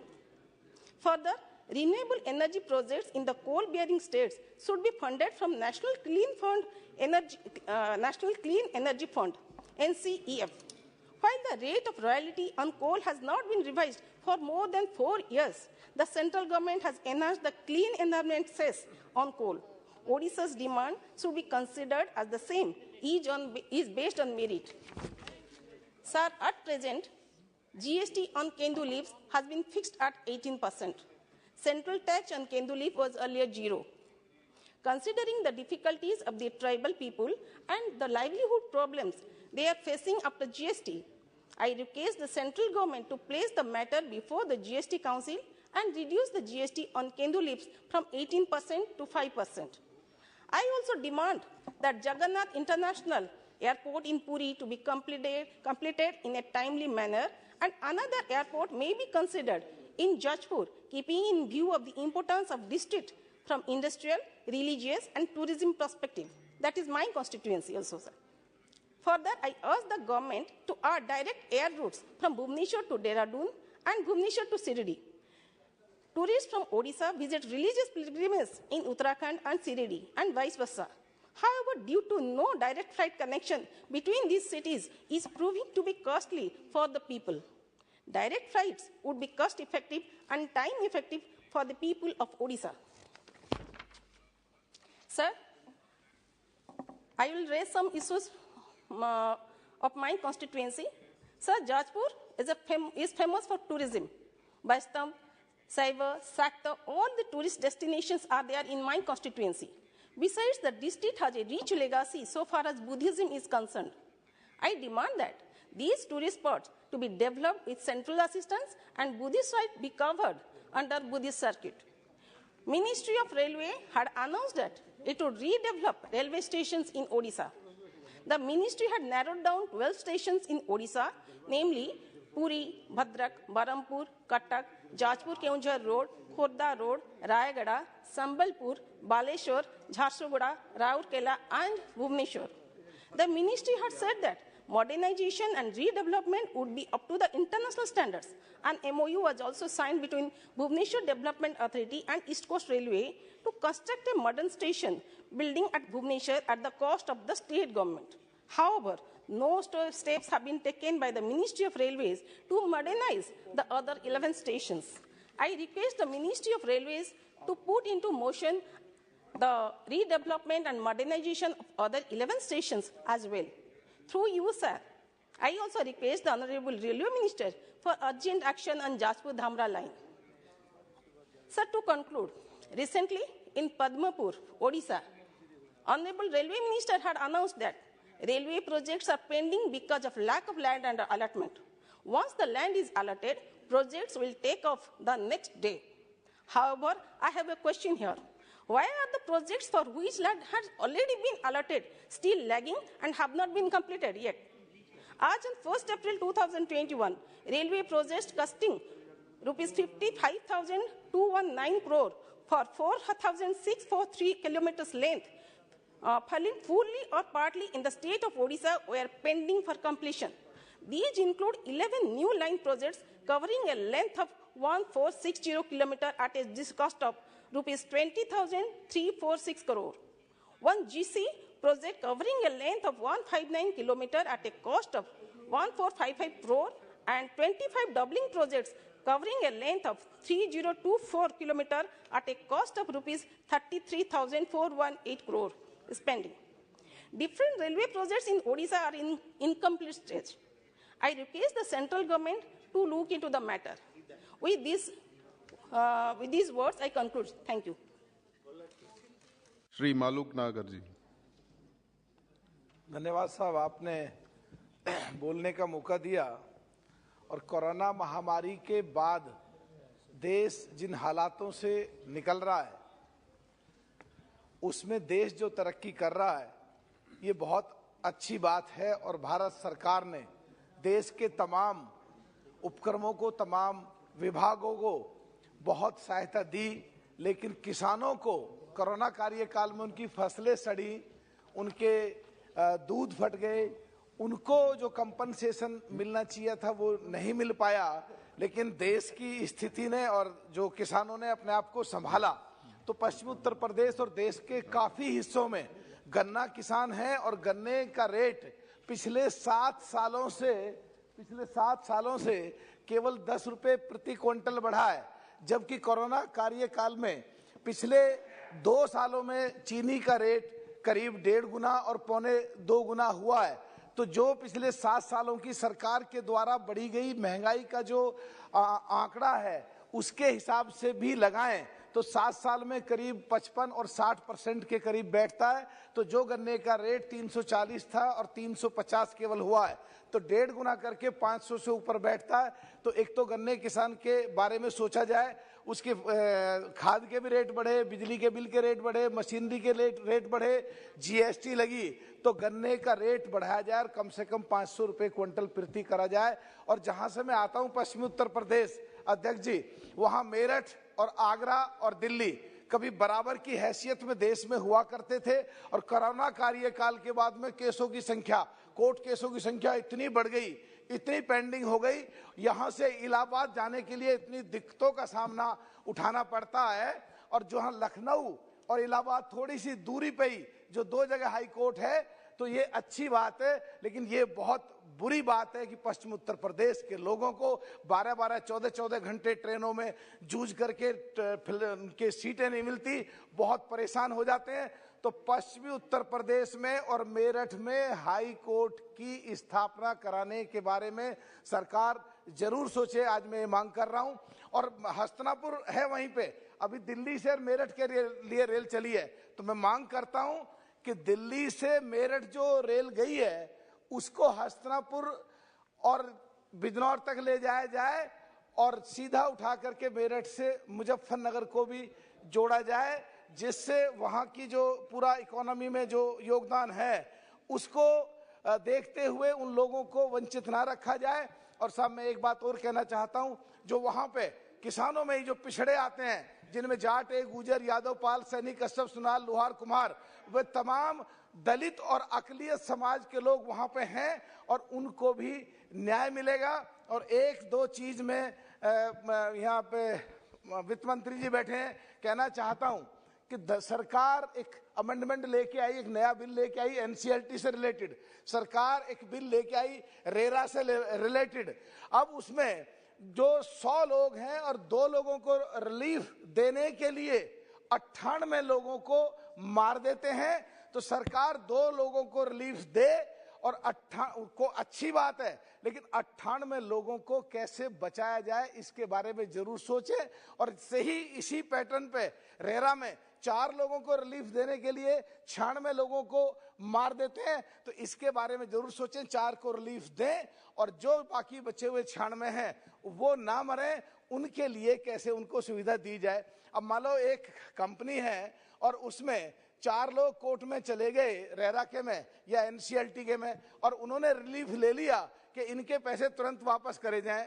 Company पे पैसे वापस करने को है नहीं, वो auction लगा दी और सबको पैसा डिस्ट्रीब्यूट कर दिया प्रोपोर्शनेटली प्रो डेटा बेसिस।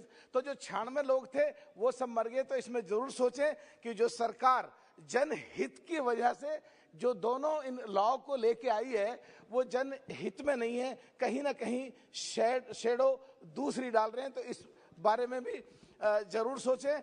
और जो अपना पश्चिमी उत्तर प्रदेश के किसानों के बारे में जो माननीय प्रधानमंत्री जी की सोच है कि किसान की आय डबल हो, तो मैं मांग करता हूं कि मेरठ में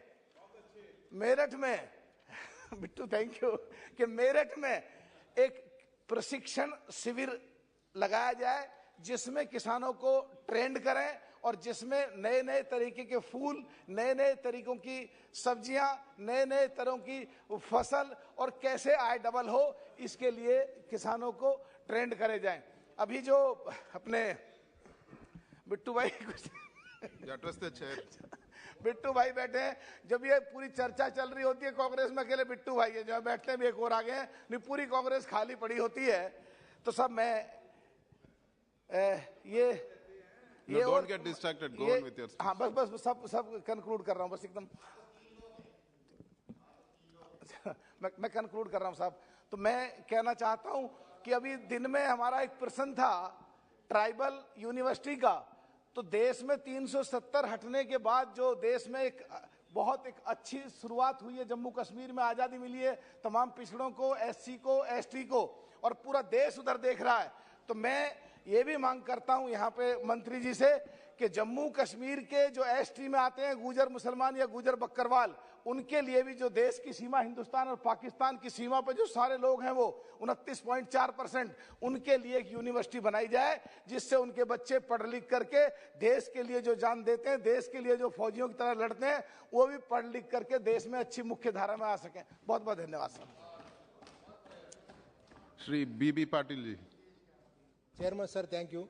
Sir, we find ourselves in the midst of the worst financial crisis that the nation has witnessed. Much has been said, but little has been done by the central government out of its complacency at this point, which will only reduce the global investors' confidence and look like a sign of the central government's fatigue, depression to the common man, who is looking towards the government for some sign of hope and relief. It is complicated maze of compliance and tax extortion that is leaving both the industry and the state with little ability to plan and implement growth strategies. the government of Telangana is getting tax and non-tax revenues as expected this fiscal year, sir. However, the central government is reportedly trying to disturb Telangana in grants and contribution in various ways. As a result, additional financial burden is being imposed on the state government.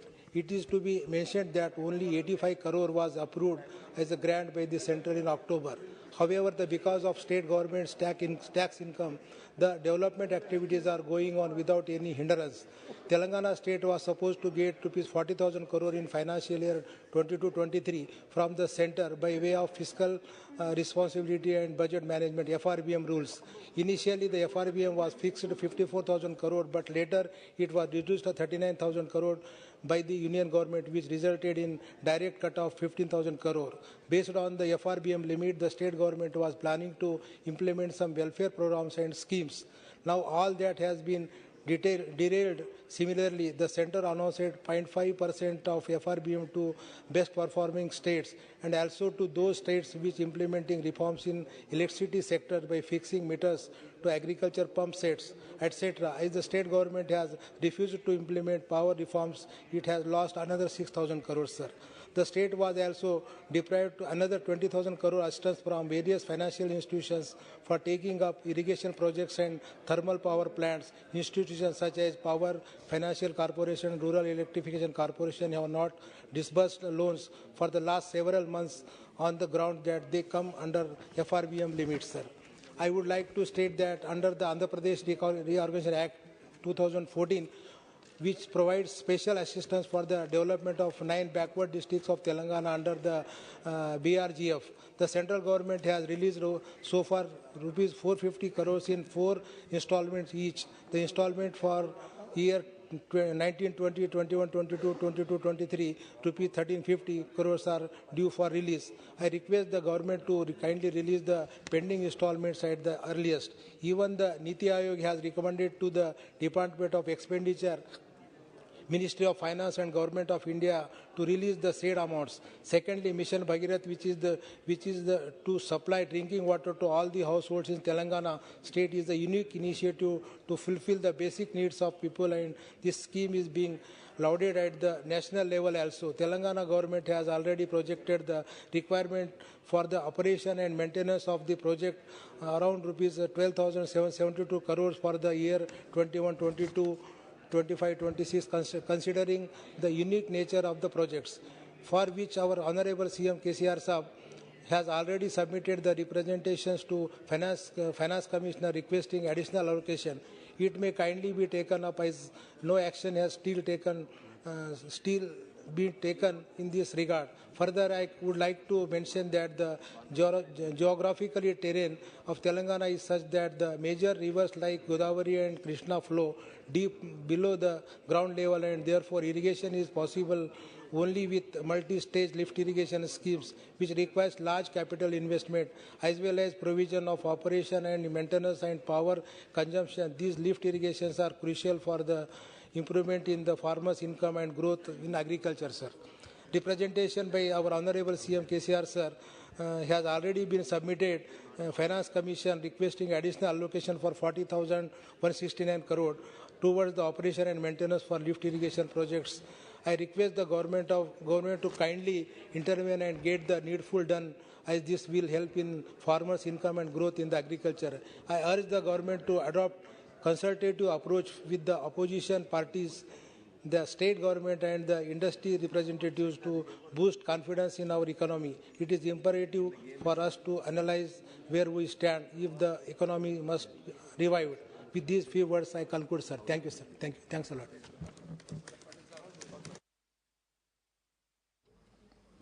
Shri Srirangappa Parne ji. धन्यवाद सभापति महोदय जी. अनुदानों की मांगों पर मुझे बात रखने के लिए अवसर दिया, इस पर मैं आपका आभार प्रकट करना चाहता हूँ.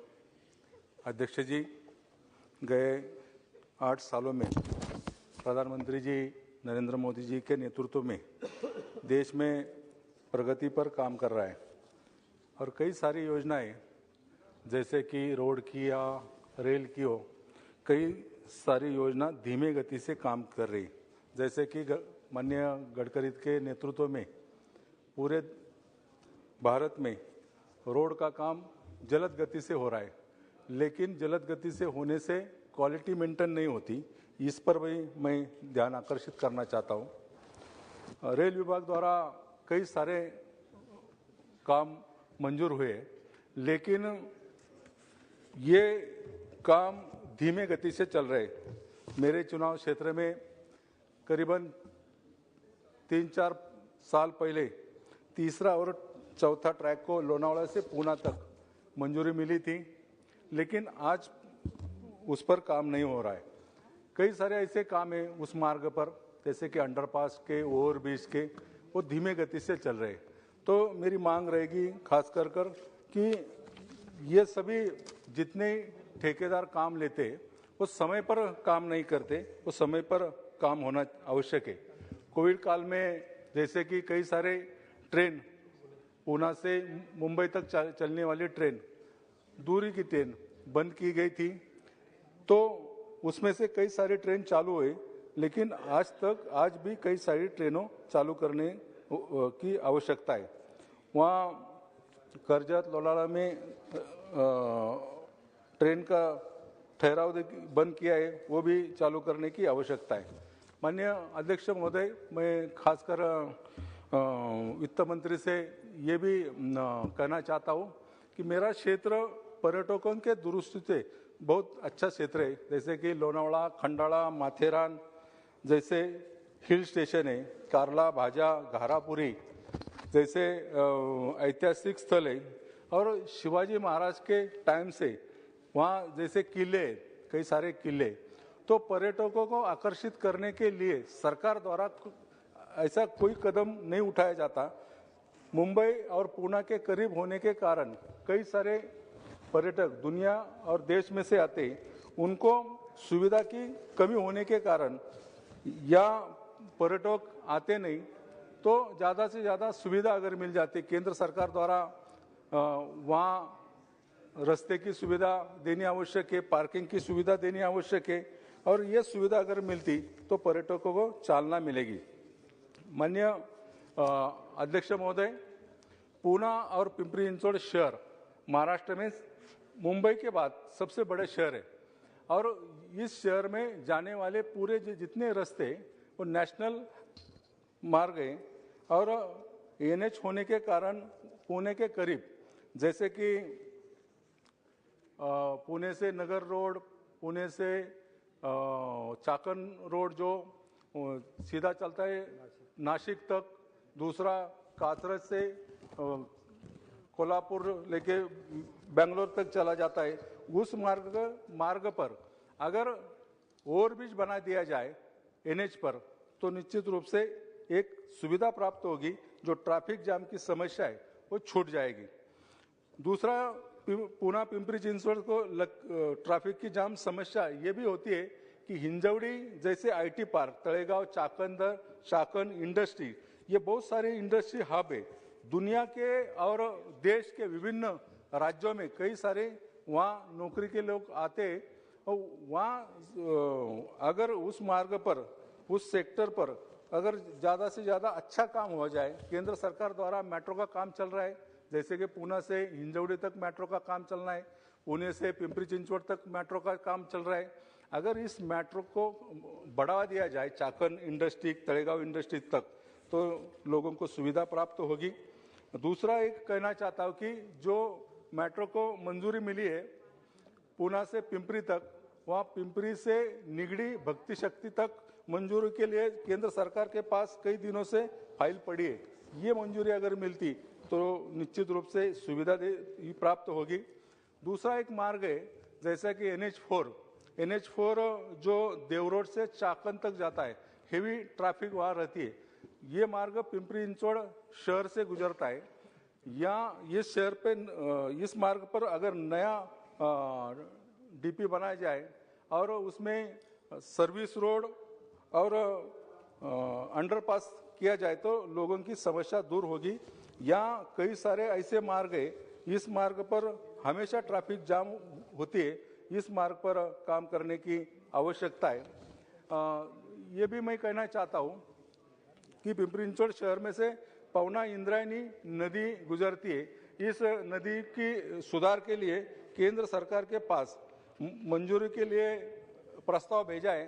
अगर ये मंजूरी मिलती तो ये सिटी हार्ट की ये पूरी नदियाँ हैं, अगर अच्छी हो जाएगी और जो नदी में से गंदगी फैलती है वो दूर हो जाएगी।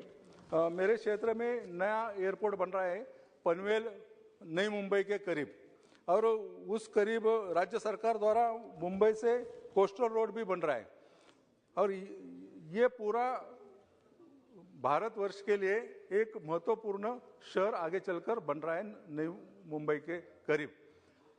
केंद्र सरकार द्वारा नया मार्ग अगर जो पनवेल से पूना तक, पनवेल खोपोली लोनावाड़ा नए मार्ग अगर बन जाता रेलवे का, तो पूरी सुविधा मध्य महाराष्ट्र को होगी और एक अच्छा मार्ग निर्माण होगा, और आगे चलकर जो जेएनपीटी पोर्ट, नया एयरपोर्ट, ये मुंबई के करीब पूरा ये इलाका जैसे कि अच्छा हाप है, तो उनको एक सुविधा प्राप्त होगी। केंद्र सरकार द्वारा जो जो काम चलते उस पर निगरानी रखने के लिए अलग एजेंसी की भी प्रावधान होनी चाहिए। जैसे कि कई सारे रोड के काम चालू है और रोड के काम में ठेकेदार द्वारा सब ठेकेदार दिए जाते हैं और उनसे काम अच्छी तरह से क्वालिटी में नहीं होते, तो ये इस पर निगरानी रखने के लिए अलग से एजेंसी का प्रावधान किया जाए। मैं फिर से सरकार को धन्यवाद देना चाहता हूँ कि गए कई सालों में एक देश भर में अच्छा काम जो पिछले कई सालों में नहीं हुआ, वो अच्छा काम पंतप्रधान नरेंद्र मोदी जी के नेतृत्व में हो रहा है। मैं धन्यवाद देता हूँ, वित्त मंत्री को भी इस बारे में धन्यवाद देता हूँ और मेरी बात खत्म करता हूँ। धन्यवाद। क्या बात है अप्पा। श्री के Suresh ji. Thank you, Chairman, sir. Give me opportunity to participate supplementary demands grants. It was moved by Honorable Finance Minister in this House. Sir, at the very outset, let me express my strong objection and disapproval of Finance Minister Madam Nirmala Sitharaman ji's statement today in the House morning question and answer time. So, honorable members, raise doubt about the nation's economic performance are jealous countries' increasing economy. Honorable Finance Minister, nobody is jealous. India's economy or India's progress, and it is not just the BJP who can stake claim to the nation's economic development. Every single Indian citizen has the right to question anyone in the executive, including Prime Minister, the Finance Minister, or any cabinet minister for that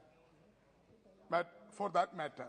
It is called democracy, where people's rights are supreme, and we, the members of the parliament, are the representatives of the people, will India's voice and the symbols of India's poor and downtrodden. So you must not to antagonistic to expression of dissent and counter arguments, as we are still living in Democratic Republic of India. Sir, now let me come to the main points of the debate, wherein Finance Minister has claimed Indian economy is undergoing a rest and we are growing faster than ever. Our currency and India has fastest growing economy. If this is the case, then we are not jealous, but we are worried that Finance Minister is fond of relying upon window dressing than addressing the deep wounds of India working class, the scheduled castes and scheduled tribes, unemployed man and woman, and more significantly, the owners of the small and medium business who are committing suicide as they are suffering the triple attack of demonetization, faulty GST, and COVID, wherein the government of India did not anything to address the concern of these classes. Sir, Madam Finance Minister is so confident of Indian economy, then why physical ground realities? Where growth projections in financial year 2024 in percentage-wise is as percentage-wise is Moody's 4.8%, S&P 6%, Nomura 5.1%, OECD 5.7%, Fitch 6.20%, World Bank 6.6%. It can be seen that most global financial rating agencies have downgraded India's financial year 24 GDP growth estimate sharply. Some are even projecting a sub 5% growth for next fiscal. This means that there is concern about India's economic performance among the world leading rate agencies who keep track of Indian economy development and performance. I would also state that Nomura Rating Agency is one of the latest reports that India's growth rate cycle has packed and broad-based slowdown is underway. I must further state that various reports state that revenue growth has already started slowing down and GST revenues have pleated with the inflation, and there is a fall in import growth and corporate profits. Another area where the government failed in the disinvestment and the government is finding it difficult to achieve the disinvestment target of rupees 65,000 crores in the current fiscal. The government can't keep on raising the disinvestment targets year after years as there are limited central public sector enterprises left to be monetized in future. Sir, so now we can assume the government's revenue are drying up and the new avenues of revenue are hit by domestic and international pressures. Let us further examine other indicators that deflate the government's claim of the resilient India. According to RBI August Bulletin, funds raised for capital expenditure through banks, financial institutions, external commercial borrowing, foreign currency, convertible bonds, and initial public offers dipped 28% from rupees 2071 2,71,374 crores in financial year 2022, 1,094 crores financial year 2022. In this growth, despite corporate tax cut from 30% to 22%. Mr. Chairman, sir, the CMI data says, CMIE, not CME, CMIE data says capital expenditure on new projects nearly halved from 8.18 lakh crore in January-March financial year 22 to 4.2 lakh crore in April-June financial year 23. So, Honorable Member Jain Singh Jaji's keenly listened to my arguments. I hope that he will give a reply when he is going to speak. According to the World Bank, private sector gross fixed capital formation in GDP dip from 31% to 2011 to 22% in 2020. Total gross fixed capital formation came down from 34.3% to GDP in financial year 12 to 30.4% of financial year 22. Is this something that anyone must be jealous? We must be worried. Employment scenario. As per CMIE data, the urban employment rate rose to 8.96% of the November from 7.21% of the previous month, while the rural unemployment rate slipped to 7.55% from 8.0%. The data showed So again, that talks on India rising and progressing in economic development front in a fake projection, as there is no jobs in urban areas and people returning to rural areas push demand in rural areas, which is caused by a sudden surge, and that cannot be called as growth. So the data clearly shows that the unemployment rate is far higher than the government to feel happy. So we are not jealous at all. We are very much worried, Madam Finance Minister. Apart from these areas, let me also highlight the public sector where the government can actually create employment in banking of the area, as now there are 9,079.327 vacancies in central government with 22,093.943 in the Ministry of Railways, followed 2,264 defense and 143.536 in home affairs. The data indicates unemployment in the public sector is equally severe, and government is failure to addressing the concern the youth who are employed. The Congress Party is experiencing a pain and disappointment of the youths as Bharat Jodo Yatra, led by Shri Rahul Gandhi, supported by lack of unemployed youths who are telling us about their existential crisis and agony they suffer, and the finance minister still calls our economy to be the greatest and calls us jealous.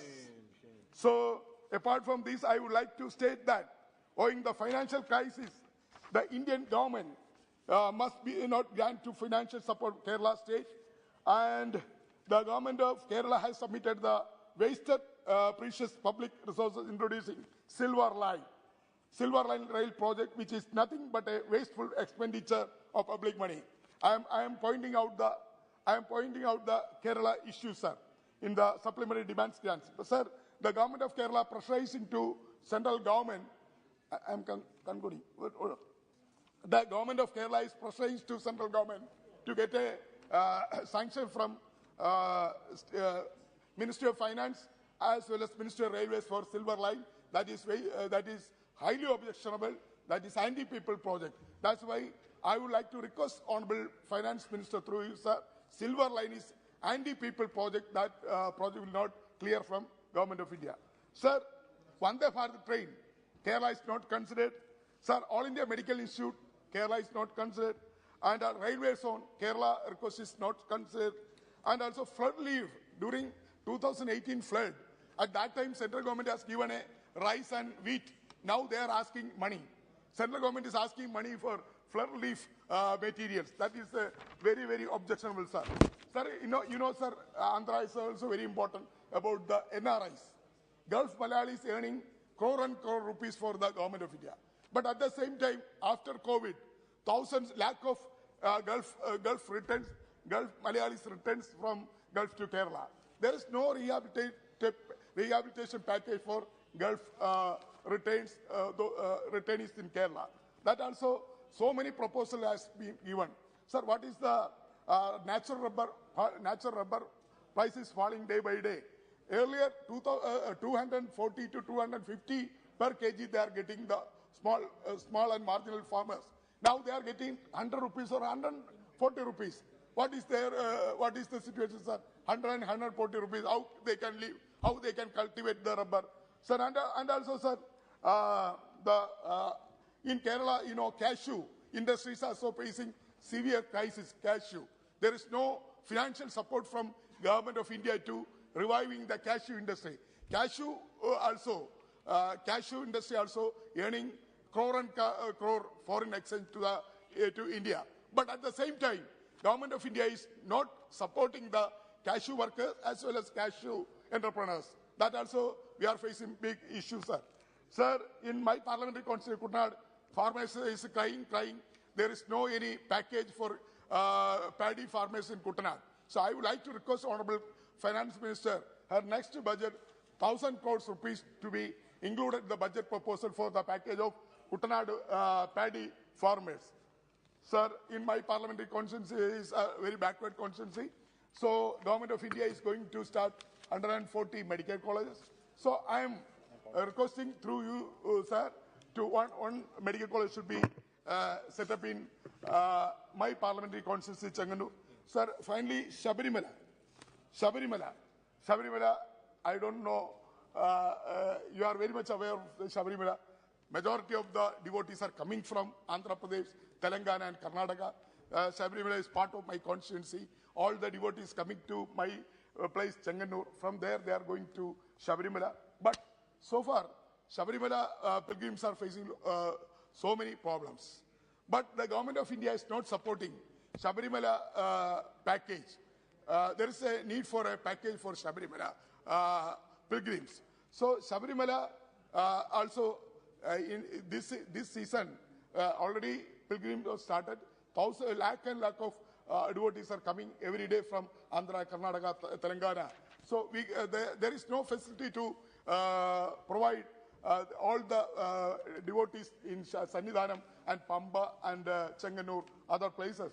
So government of India and state government should come forward to make a package for the providing facilities for the our action plan, Shabarimala action plan, to provide the facilities of Shabarimala pilgrims. With these words, I thank you, sir. Give me opportunity. Thank you. Shri Jayant Sinha ji. बहुत धन्यवाद माननीय सभापति महोदय। आज आपने supplementary demand for grants को समर्थन देने के लिए मुझे एक अवसर दिया है बोलने के लिए, उसके लिए मैं आपको बहुत धन्यवाद देता हूं, आभार व्यक्त करता हूं। सभापति महोदय, अभी चुनाव के परिणाम आए और जब चुनाव के परिणाम आने लगे तो हम सबके सामने एक ऐतिहासिक दृश्य हम सबको नजर आया। और वो क्या था वो ऐतिहासिक दृश्य? वो ऐसा था कि जो हम लोगों ने भारत में कभी देखा ही नहीं था, वो हमको नजर आया कि गुजरात में भारतीय जनता पार्टी के माननीय प्रधानमंत्री जी के दूरदर्शी और साहसिक और कुशल नेतृत्व के कारण छठे बार लगातार भारतीय जनता पार्टी की जीत हुई और हम लोगों ने इतिहास रचा। और मैं इस चुनावी परिणाम के बारे में, सप्लीमेंट्री डिमांड फॉर ग्रांट्स के बारे में मैं क्यों कह रहा हूं? मैं इसलिए कह रहा हूं कि अगर आज भारत में सर्वांगीण विकास, संपूर्ण विकास का अगर कहीं भी उदाहरण है, नीतियां बनाने का कहीं कोई भी उदाहरण है, कुशल बजट रखने का कहीं कोई भी उदाहरण है, तो वो गुजरात में है, जहां हमारी डबल इंजन की सरकार चली है।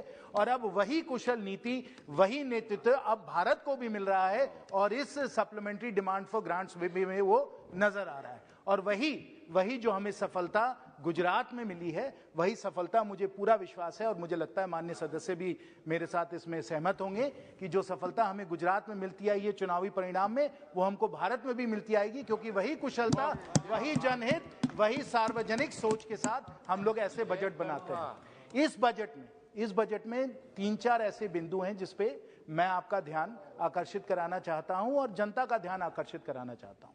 पहली बात तो ये है कि जो हम लोगों ने खर्चे बढ़ाए और कई वक्ताओं ने इसके बारे में कहा है कि जो खर्चे थे वो फर्टिलाइजर सब्सिडी में 1 लाख करोड़ और हम लोगों ने खर्च किया, प्रधानमंत्री गरीब कल्याण योजना में हम लोगों ने 80,000 करोड़ और खर्च किया, हम लोगों ने एलपीजी सब्सिडी में और पैसे दिए, हम लोगों ने रेलवेज में निवेश दिया, हमने नरेगा में पैसा दिया। ये सब जो खर्चे थे वो इसलिए थे क्योंकि विश्व में एक माहौल पैदा हुआ, विश्व में एक उथल पुथल हुआ, जहां हम लोगों को अपनी जनता को सुरक्षित रखना था, महंगाई पे अंकुश लगाना था और साथ साथ विकास में और उत्पादन की बढ़ोतरी में हम लोगों को पूरी तरीके से प्रोत्साहन देना था। और ये हम लोगों ने अपनी नीतियों के द्वारा और इस सप्लीमेंट्री डिमांड फॉर ग्रांट्स के द्वारा हम लोगों ने किया है, महंगाई पे अंकुश लगाया है और विकास के लिए और ग्रोथ के लिए जो हम लोगों को निवेश करना था, जो हम लोगों को राशि देनी थी, वो भी हम लोगों ने इस बजट के द्वारा दिया है। और इस कारण अगर विश्व में अर्थव्यवस्था के नजरिए से आप देखें, अगर कहीं चमकता हुआ सितारा आपको नजर आएगा तो वो भारत ही नजर आएगा। और इसलिए क्योंकि माननीय सभापति महोदय, अगर आप देखें तो विकसित देशों में 40 साल में जो महंगाई का दर नहीं आया था, जहां 2-3% महंगाई का दर होता था, आज का समय 8-10% वहां महंगाई का दर चल रहा है। जहां 3-4% का उनका जीडीपी का ग्रोथ रेट होता था, आज के समय वो 0-1 के कगार पे आ गया है। और दुखद बात तो यह है कि अगर हम अपने पड़ोस में देखें, पाकिस्तान को देखें, श्रीलंका को देखें, बांग्लादेश को देखें, उनकी जो हालत हो गई है उसके बारे में आपको बताने की कोई जरूरत ही नहीं। ये दुनिया की परिस्थितियां, एक इस प्रकार का युद्ध चल रहा है जो लगता है कि वर्ल्ड वॉर 2 के बाद यूक्रेन और रशिया का जो युद्ध है, इतनी बड़ी एक लड़ाई चल रही है, इतने बड़े वहां जोरों से खर्चे हो रहे हैं और उस पर पूरे वर्ल्ड के ट्रेडिंग सिस्टम पे प्रभाव पड़ रहा है। ये वर्ल्ड वॉर 2 के बाद आया। इन परिस्थितियों में कोविड के बाद तब भी इस डिमांड फॉर ग्रांट्स के द्वारा, बजट के द्वारा और कुशल नीतियों के द्वारा हम लोगों ने सब जो हमारे मैक्रो इकोनॉमिक पैरामीटर्स हैं, चाहे वो महंगाई हो, चाहे वो हम लोगों का ग्रोथ रेट हो, चाहे वो निवेश हो, चाहे वो शेयर बाजार हो, चाहे वो फॉरेन इन्वेस्टमेंट हो, हर अगर आप आंकड़े को देखें, आज उन सब आंकड़ों में भारत पूरे विश्व में नंबर 1 आज के समय हम लोगों को माननीय वित्त मंत्री जी और माननीय प्रधानमंत्री जी के कुशल नेतृत्व के कारण हम अपने को पा रहे हैं। तो ये हम लोगों ने काम किया है। और कई बार मुझसे लोग पूछते हैं कि अगर हम लोगों को भारत की नीति को समझना है तो हम इसे कैसे समझें, कौन से ऐसे विशेष जो आपकी नीतियां हैं जिसके द्वारा ये जो चमकता हुआ सितारा जो हमारा भारत बना है, ये कैसे बना है। तो मैं सरलता और लोगों को समझाने के लिए जनसभाओं में कहता हूं कि आप 6 times 3 यानी आप 6 times 3 को याद करिए। अगर 3 ऐसे आप नीतियों को याद रखिएगा जो 3-3 अक्षर के हैं, 3-3 शब्दों के हैं, ऐसे 6 नीति हैं। अगर आप इनको याद रखिएगा तो पूरी हम लोगों की नीतियों को आप समझ जाइएगा। पहला डीबीटी, डायरेक्ट बेनिफिट ट्रांसफर, जिसके द्वारा चाहे वो जनधन योजना हो, किसान सम्मान निधि योजना हो या कोई भी हमें सब्सिडी देनी हो, वो हम सीधा लोगों के बैंक के खाते में दे देते हैं बिना किसी दलाली के और बिचौली की। डीबीटी। दूसरा यूपीआई, मैंने कहा ना कि 3-3 अक्षर के हैं। डीबीटी, यूपीआई, यानी कोई फ्रिक्शन नहीं है, एकदम फटाफट आपको पैसे मिल जाते हैं। आप आज घूमने जाएं, आपको सब्जी वाला नजर आएगा वो यूपीआई का उपयोग कर रहा है, आपको दुकानदार नजर आएगा यूपीआई का उपयोग कर रहा है, आपको टैक्सी वाला दिखेगा वो यूपीआई का उपयोग कर रहा है। हमने फ्रिक्शन अपनी अर्थव्यवस्था में काफी कम कर दिए यूपीआई के द्वारा। तीसरा जीएसटी। अभी निशिकांत जी बता रहे थे कि अपेक्षा थी कि जीएसटी में 1 लाख करोड़, 1.25 लाख करोड़ आएगा, लेकिन इस कुशलता से हम लोगों ने इसको अमल किया है, इसको निरंतर हम लोग बेहतर बनाते चले गए हैं कि आज 1 लाख, 1.25 लाख करोड़ नहीं, 1.5 लाख करोड़ तक हम लोगों का रेवेन्यू कलेक्शन हो रहा है। ये जीएसटी का हम लोगों का फायदा हुआ है। फिर आगे हम लोग आते हैं एक और नीति पे, IBC, insolvency and bankruptcy code. इसके द्वारा जो कंपनियां बैंकरप्ट होती हैं, जो कंपनियां डिफॉल्ट करती हैं, एनपीए होती हैं, उनके एसेट्स हम लोग लेकर उनको फिर रीपर्पस करके अच्छी तरीके से उनको हम लोग चला सकते हैं। और इसका मैं कई आपको उदाहरण दे सकता हूं। इलेक्ट्रो स्टील का प्लांट ही है हमारे बोकारो में, जिसको वेदांता ने लेकर आज फिर नए सिरे से चला दिया है। तो ये आईबीसी के कारण ये एसेट्स का जो हम लोगों ने पूरी तरीके से रिफर्बिशमेंट कराया है, ये भी अनोखी एक बात है।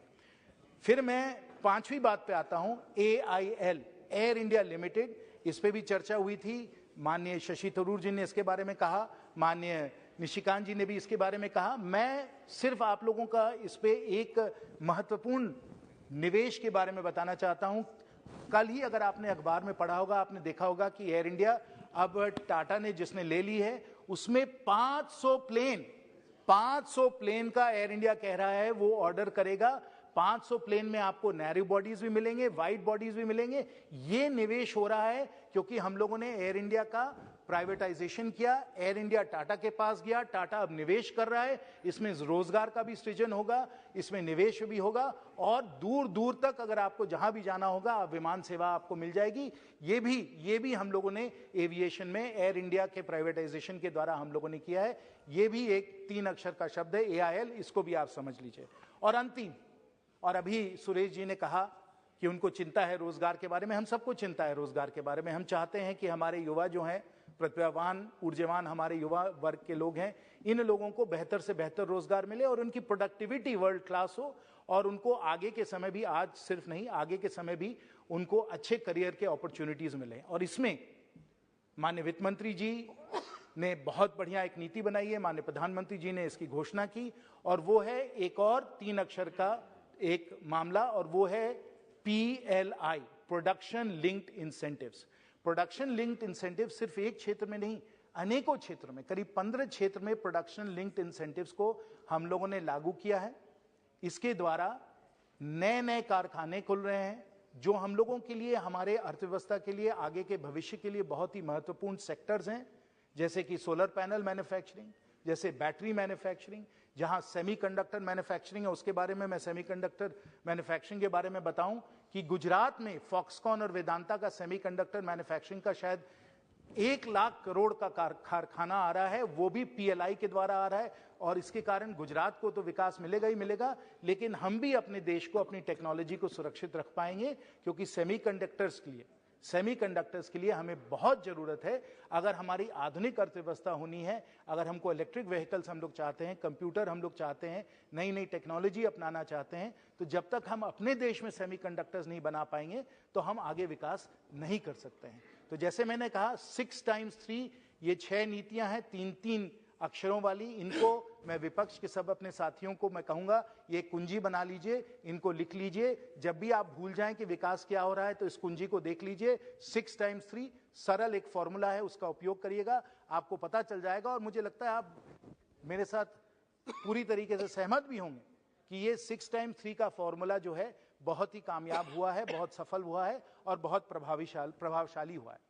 तो माननीय सभापति महोदय, अगर हमें विकास को एक सुदृढ़ता देनी है, विकास को एक ऊर्जा देनी है, तो हमें ऐसे नीतियों को अपनाना पड़ेगा जो ना सिर्फ आज के दिन लेकिन अगले दशकों में भी भारत को आगे ले जा सकते हैं। $3 ट्रिलियन की economy, world's 5th largest economy तो हम लोग बन ही चुके हैं। अब अनुमान है कि जल्द $5 ट्रिलियन की इकोनॉमी होगी, हम लोग 3rd लार्जेस्ट इकोनॉमी दुनिया की बन जाएंगे, आगे $10 ट्रिलियन की इकोनॉमी बनेगी। ये सब बनेगी क्योंकि माननीय प्रधानमंत्री जी के दूरदर्शी सोच भारत की है। और वो जब ये नीतियां बनाते हैं तो वो भारत को एक ताकत देते हैं, भारत को एक शक्ति देते हैं, भारत को एक ऊर्जा देते हैं। और जब ये माननीय प्रधानमंत्री जी, माननीय वित्त मंत्री जी ऐसे कुशल नीतियां बना रहे हैं, ये बहुत दुखद बात है। और मैं अपने विपक्ष के साथियों को मैं अनुरोध करूंगा, विनती करूंगा, क्योंकि मुझे अर्थव्यवस्था के बारे में कुछ मालूम है, कि ये जो आप लोगों की रेवड़ी की जो नीतियां बन रही हैं, ये भारत को ले डुबाएंगी।